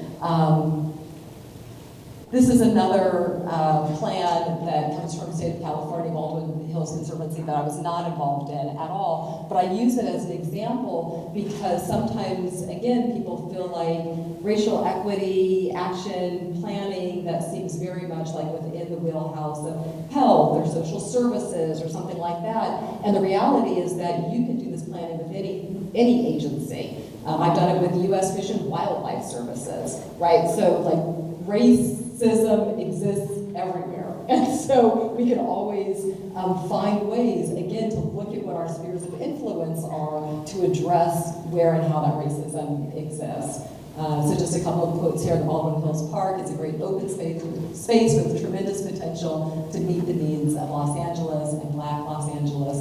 Specifically, one of the quotes, how do we carve out enough for these communities of color so they have access to the money, same as they do in the Sierra Nevada, same as they do in Tahoe and some of the projects that they have, Park to Playa Trail, giving people in South LA access to the outdoors in their own neighborhood.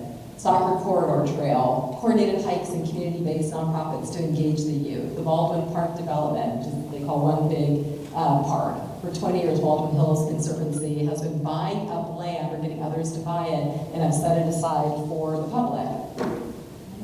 So once completed, the park will be larger than Golden Gate Park in San Francisco or Central Park in New York City, with over 1,400 acres of contiguous open space. It would be the largest urban park created in over 100 years.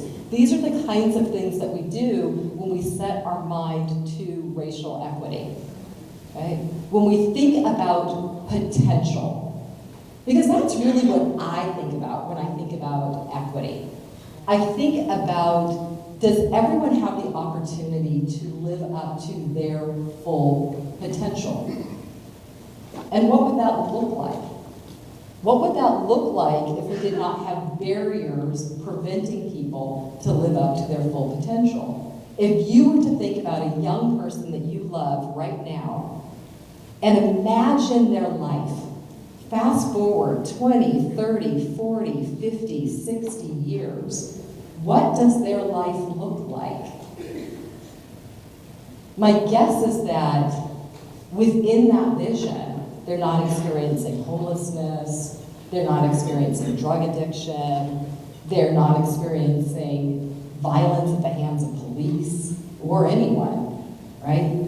All of these things that we imagine when we're looking at quality of life, that's what we're trying to get at. And so it's all of the structures that are involved that are there to help us get there. So these are the steps that I've come to over the years to consider when I'm doing racial equity action planning. Work plan, documentation, project management, administrative support. You can't just expect people to do this without having that kind of support. Like, it has to be structured. You have to have the resources allocated. You have to have the personnel that's allocated. Please don't ask people to do this voluntarily or on their lunch break or whatever it may be, right? Having a work plan is really helpful because everyone can get on the same page. Everyone can see where it is that you need to be headed, what folks' roles and responsibilities are, the timelines, all of that. Internal data and resources review. So that's where we come to an agency and we say, show us what you got. What are your internal demographics, staffing demographics? How have you shown up in the press?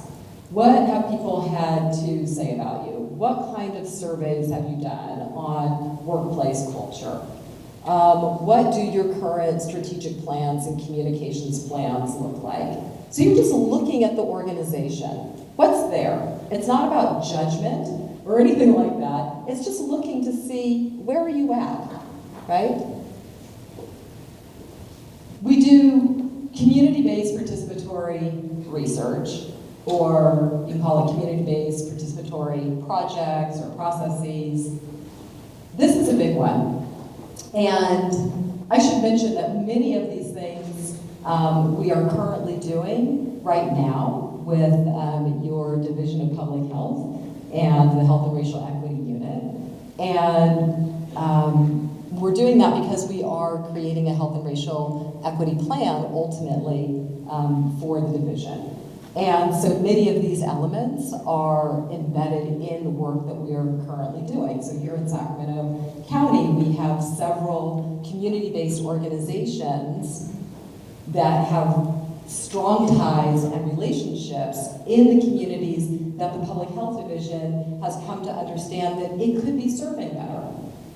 And what we're doing is training up those community-based organizations around how to do their own data collection and analysis and reporting that will be fed back into the Racial Equity Action Plan.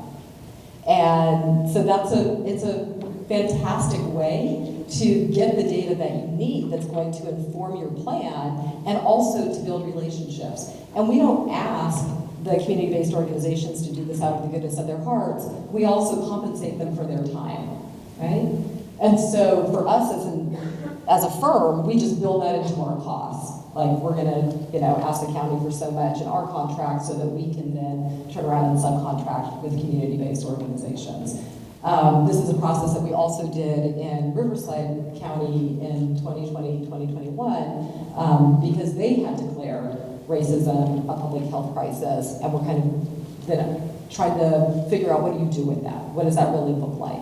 So when you build the capacity of community-based organizations to collect their own data and feed it back into the process, that means that they have control over the questions that they're asking, over what their research plan is. Are they doing focus groups? Are they doing interviews?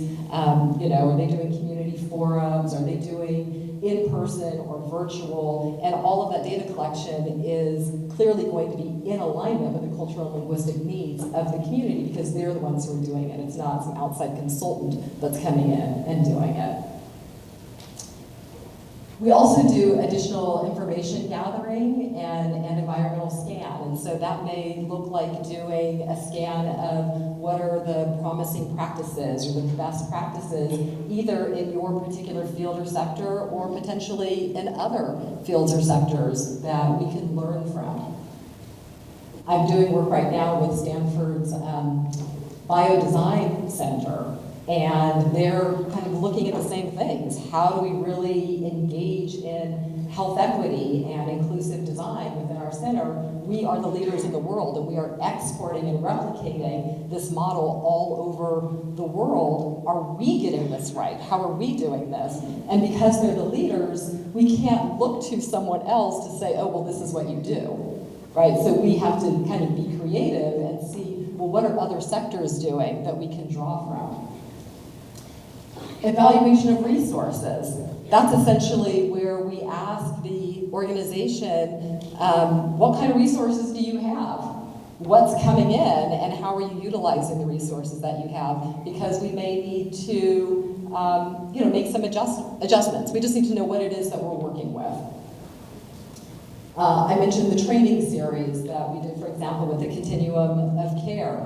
It's really important to do training while you're doing your racial equity action planning, so that people get the information that they need to understand why they're doing this and how to do this. I mean, Rohan this morning, that was like a master class, right? And that, I don't even know what that was, 45 minutes, an hour, whatever that was, but that was a tremendous amount of learning that you could get in a very short period of time. And it primes folks to understand how and why to do the work. Community forums. My take on community forums are you invite the people who are least happy with your work. And you ask them to be the panelists, to be the speakers, and you take furious notes. And then, when you've written your plan, you come back to those same folks and you say, how did we do?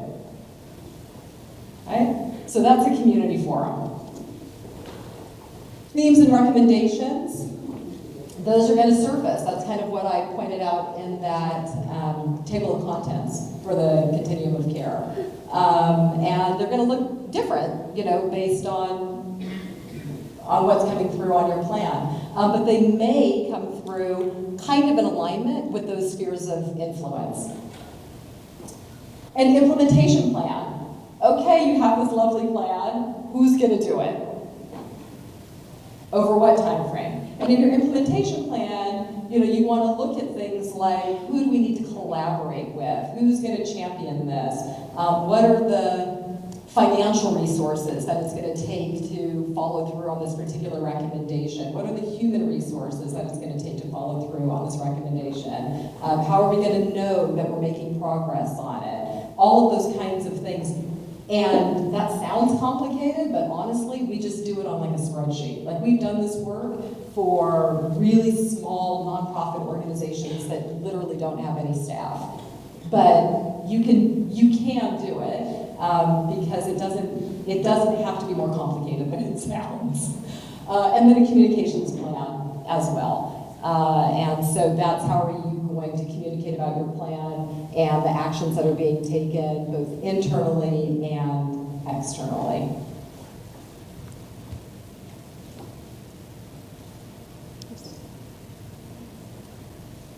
And goals of public participation, I think that Rohan actually started with the first one, which was ignore. So I didn't start with ignore because I'm hoping we're not there. But starting with inform. So when we look at, there are lots of different ways to engage the public. And so we look at this as like a scale.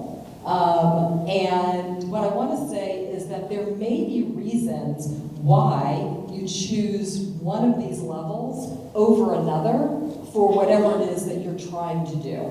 So inform, to provide the public with objective information to assist them in understanding problem solutions, alternatives. I see that as telling. You're informing, you're talking to the public, you're giving them information. And there are times when that's completely, just what you need to do. All of us got like a little message that popped up on our phones that we had an earthquake, right? Okay, good. Thank you for letting us know that we had an earthquake. I'm sure that was important to know. Consult. Consulting is to work directly with the public to ensure that their concerns and aspirations are consistently understood and considered. I would consider this to be listening. Okay, so you're going out there, you're listening. And sometimes that's exactly what you need to do. Sometimes you need to just hear what folks have to say.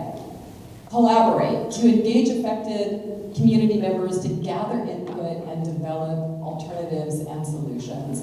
And I put that in the bucket of problem solving. Right? You're saying, okay, we have a problem, let's see if we can figure out some solutions to this problem together. Share decision and power, to partner with affected community members with final decision-making authority. So when you're doing that, you're really looking for consensus. When I was talking about like you bring the plan back to the community members who are most upset with you and say, how did we do? Right? So you're looking for consensus. And then empowering, which isn't a word that I generally use, but it's on the slide. This is someone else's scale. Community owns the project, the process, and ultimate decisions and outcomes. That's authority. So that's, if the community doesn't like it, then does it move forward? Did they actually have the wherewithal to essentially impact what the outcome is? If you're doing community-based participatory budgeting, for example, does the community actually have the power to say, this doesn't work for us, this is actually what we want?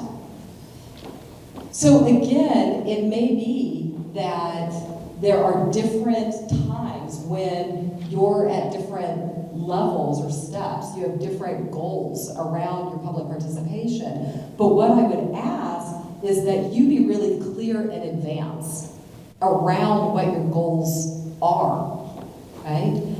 The more that you get to this last one, the less control you have, right? But the more the community actually owns what that is. And so they're going to champion it. They're going to be behind it. Can you do that with whatever this particular project is that you're working on? If you can't, then you need to know that up front and not go there and not promise the community or make the community think that they're going to be engaged in some way that they really aren't. Okay? So, this is a set of questions that I ask folks to kind of reflect on And I'm going to give you just a few minutes to lean across the table to the person across from you or next to you if there's not someone across from you. And just jot down some ideas. Jot down some notes. What are some fears that institutions have about community engagement? How about fears related to taking on racial equity? What are the benefits of pursuing community engagement and racial equity? And how might Sacramento County benefit from this pursuit? So just take a few minutes again. You don't have to get to all of them, but have a little bit of a conversation and jot down a few notes.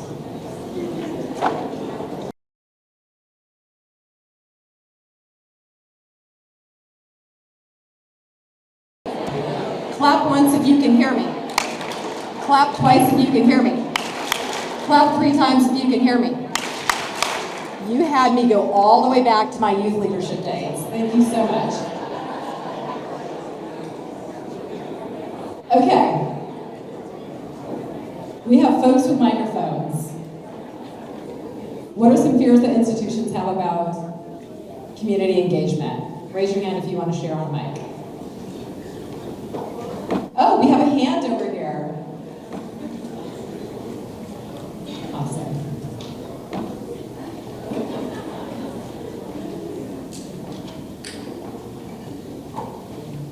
Thank you, Brave Soul.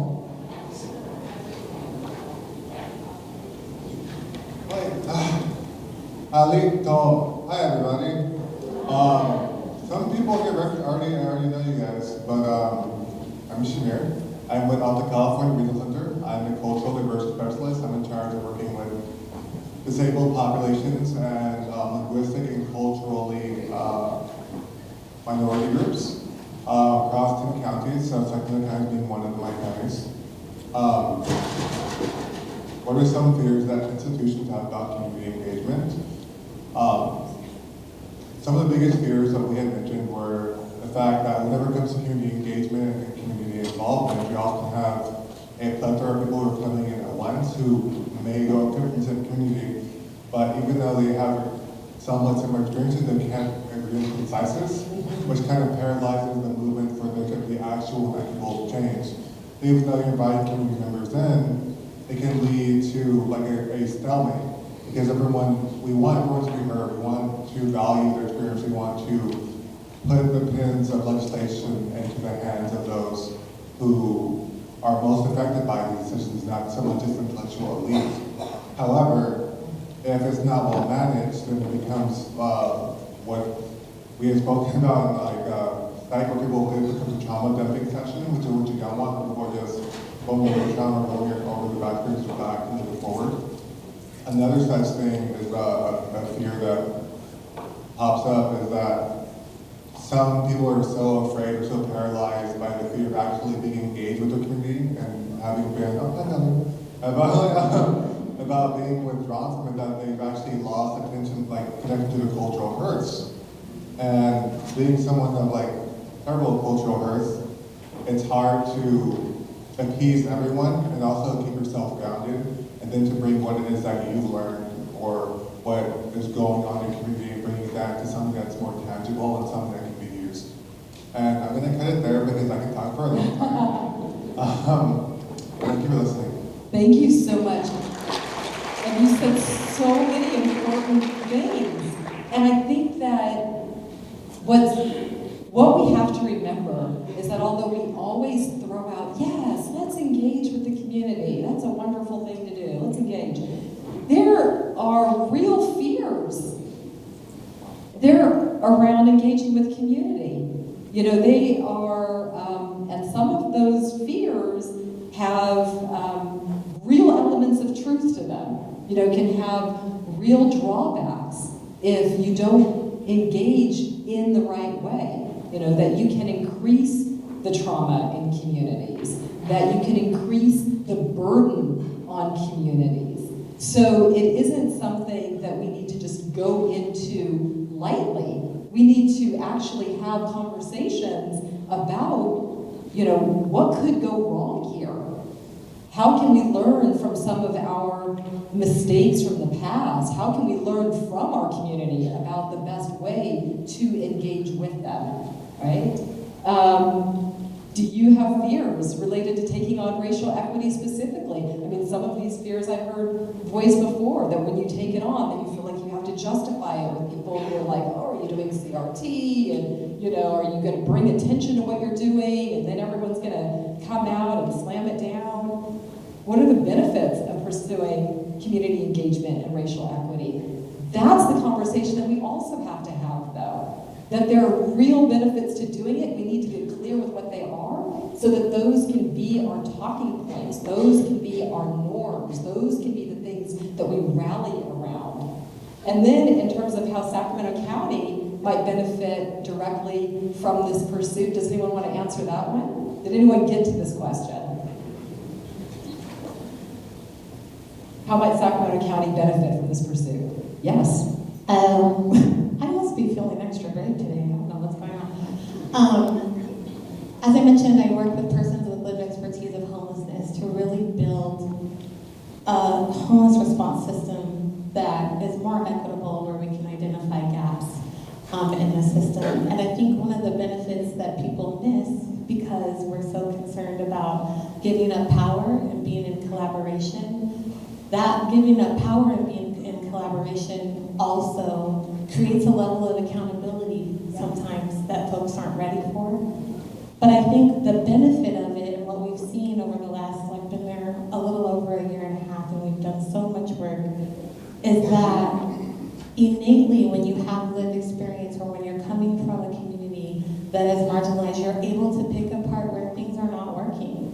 And you combine that with system level expertise along with lived experience, and honoring all the various expertise in the room is how you create something that is actually effective in what it's intended to do and serve all the people that are in need of those resources or programs, etc. So getting out of the guilt, shame, and blame, right, of I need to look at my internal biases, privilege, and power, and moving towards I'm going to do that to make a better outcome for all people. And it's not just about I'm racist. We live in a society that is built on inequity of power and resources, steeped in racism. So it's not a wonder if you grew up here or spent any time here that those biases are inherent, are internal, whether you realize them or not, and therefore remove all the guilt, blame, and shame out of it and understand that it's system and it started way before you, and move into this is necessary to make whatever it is that I'm working on be more equitable and accessible to all people that really need it. Thank you.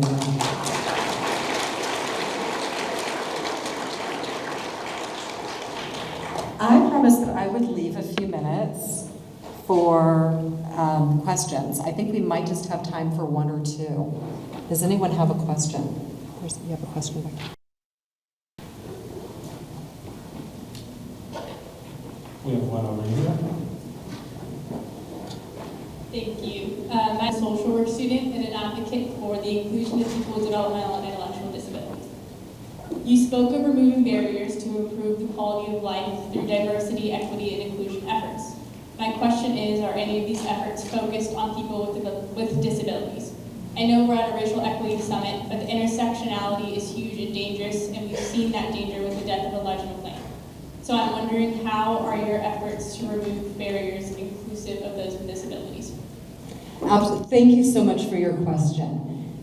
You cannot do this work and not have an intersectionality lens, because we all have intersectional lives. Every single one of us leads an intersectional life. And so that is where the voices from the community come in to inform the plan, right? So that is where we have community-based organizations that are doing the data collection so that they can bring that back to inform the plan. I don't know if you were speaking specifically to the plan that's being done, the Health and Racial Equity Action Plan for the Division of Public Health, but that plan is still in the works. So I don't have themes and recommendations and all of that at this point. It really is a matter of trusting the process, that when you utilize the community to do the data collection, to inform the plan, that you get into it what it is that you need. But thank you so much for your question. Are there, I think I may have time for one more, I don't know. Let me say. Do I have time for one more question? You know, who's doing timekeeping? I have 1 minute left. Is there? All right, I got one over here. I'm just trying not to run so I don't trip, you know, the whole thing. I don't even know who's talking. Oh, okay. All right, hi again. So I actually have a question, I actually have an answer for their question. Yeah. So my job at Alto is a cultural diversity specialist, and we look heavily at how different linguistic, social, sexuality, gender, and everything else plays part into working with our disabled class population. Like our main focus is helping those who have intellectual disabilities or physical disabilities or impairments from literally zero to end of life, and looking at how we can best serve them. There's often cultural components that people tend to overlook when it comes to many things. Like when it comes to a lot of our First Nations people, like some of my cousins who still live on the res, it's like English isn't a barrier for them, but having access to a provider within their area that's vended with the rental center or vended with their insurance, it's like a 90-mile drive for them. So they really feasible access. When it comes to our disabled population who are mid to mod functioning, depending on what their disability is, we try to address them by looking at how are they as people being treated? What are some of the cultural components that might be barriers or might be things that actually promote their growth? Yeah. I know when it comes to a lot of the mom organizations that we work with some of them being HIPU or Love Center over in Fresno County, that even in the mom language, both white and green, there isn't even a word for autism, a word for certain things. If you don't have a word for a language to describe someone who is dealing with a disability or intellectual disability, there's already a stigma when it comes to coming over. It's all about adjusting those different aspects. So we have to look at the person as an individual, we look at the caregivers, their network, we have to look at the POS data because operational definitions are very important. And we also have to be able to make sure that we keep the human component and not overly generalize. Sometimes we get so used to those of us who work in social work or education or psychology of having the answer that we want to give right away without first listening to the person who's in front of us. Thank you so much. I have to say, I'm getting the time's up sign. So I don't know if it's that I'm supposed to then say that the session time is up, but I really appreciate your response. And what I would love to say about this is, so when we are doing the interviews and the focus groups and all of the data collection, all of the ways that we do, so we would take a statement like this and essentially we would code it, right? So we would see what are the themes that are coming out of the statement that then we could wrap into the recommendations that go into the plan. And so that's one of the reasons why it's so important to be able to do that mixed methods when you're doing your plan, to not just rely on what the stats are or whatnot, but to really be able to bring in all of the data from the various ways that we're able to get it. Okay, so with that, my time is up, and I want to say thank you so very much. Appreciate it.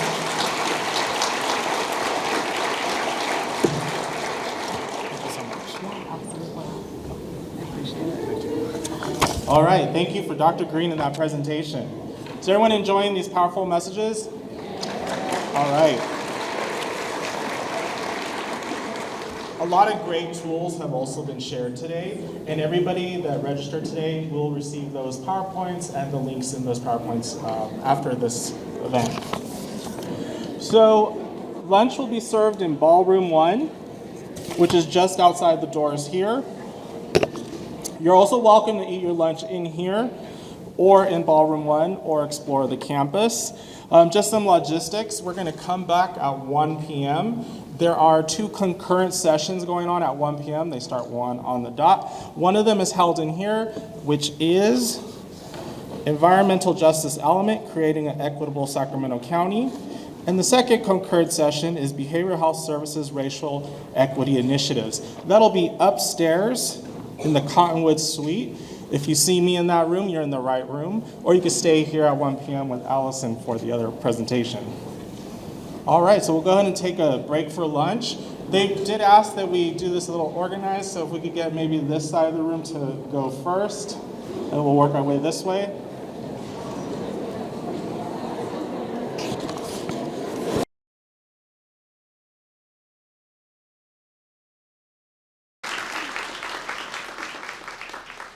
How amazing was yesterday, right? And this is the first time we've done this as a county? Wow. Think about next time.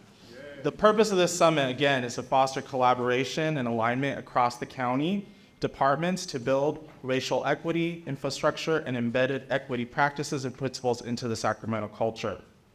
Through this summit, we're striving to increase awareness of racial equity-centered initiatives and taking place in Sacramento County, identify opportunities for alignment, and learn how we can work together to build healthy, thriving communities. Thank you so much for attending yesterday and today. Thank you, Michael. Yesterday we had a few guest speakers and presentations that highlighted county and community collaboration with an overreaching theme around community engagement. Today is an opportunity for county programs and community-based organizations to highlight their equity-centered work, share tools and resources, and foster collaboration to advance equity. Come on, we've done my giant thing here. We hope you're excited to learn about what's happening in our community and learn how we can all work better together. Today is a drop-in style event, so come and go as you please. Feel free to browse the tables and network with other individuals. There will not be any presentations today. It's truly an opportunity to connect and network with others. I would like to introduce Ann Edwards, Sacramento County Executive Officer, who will deliver opening remarks today. Ann Edwards has served as County Executive since 2020. Since that time, Ann has implemented a number of high-level changes to improve the county's overall functions. She has increased transparency and engagement in the budget process, restructured the county's agencies to ensure effective oversight, accountability, and coordination for the county's justice-involved agencies, and launched an organizational culture change project and transformed the county into a workplace that is productive, positive, and shows care to all county workers. Prior to becoming county executive in 2020, Ann worked as Sacramento County's Director of Human Assistance since 2014. And worked as Director for Social Services for Solano County Solano County. Punctuation matters. Prior to Solano County, she worked for Sacramento County between 1998 and 2013, serving as Chief Deputy County Executive for Countywide Services, Director of Health and Human Services, Director of Mental Health Services, Division Manager for Adult Mental Health, and Program Manager for Child and Family Mental Health. Before her work in the public sector, Ann was the Clinical Director for the River Oaks Center for Children from 1997 to 1998, and was an Executive Director, Program Coordinator, and Clinician for seriously emotionally disturbed children and youth in Victor Treatment Centers from 1993 to 1997. You did a lot of stuff, Ann. All right, please help me welcome Ann Edwards to the stage.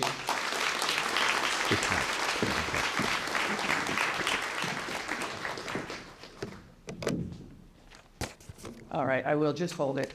Wow, it is just so great to see all of you here, and welcome to our first inaugural Equity Summit. This work is really, really important. I want to thank Alexandra for her words. Some of you know this about me, but I have a unique perspective on diversity and equity, particularly as it relates to the Native American culture. I have an older sister who was adopted as a baby, and she is Native American. And so I have learned so much from her and in our experiences as a family of being refused service and all those kinds of things. So it's just given me a really unique perspective on how important this work is. So I'm really happy to be here. It's so great to see some of my old comrades from former departments. So I am very, very happy to be here. So I know yesterday was a full day for attendees with breakout sessions, question and answers, panel discussions regarding opportunities to learn about county programs and initiatives and how we are working to advance racial equity. You've also learned about the vital role our community partners play in this work. Simply put, we could not do this without each other. Today, you will have the opportunity to learn more from our racial equity showcase and recruitment opportunity participants. That is a mouthful, but that's what all of you are here for, and so I look forward to wandering around and speaking with you. I hope at the conclusion of this summit that you will realize that Sacramento County is dedicated to improving the health and wellness of all county residents, and of eliminating health disparities and inequities, and to achieving health and equity for all Sacramento County residents. It is incumbent upon us to ensure that everyone has the opportunity to enjoy life in an environment free of discrimination and intolerance. We will use an equity lens to review policies and practices, to identify appropriate resources, and implement programs that advance equity. The county is committed to initiatives that support and foster diversity, equity, and inclusion. While we have made a good start, there is still a lot of work to be done. In the meantime, I hope you enjoy the summit, the final day of this inaugural summit, and thank you so much for your participation, your engagement, and your commitment to this work. Have a wonderful day. Thank you.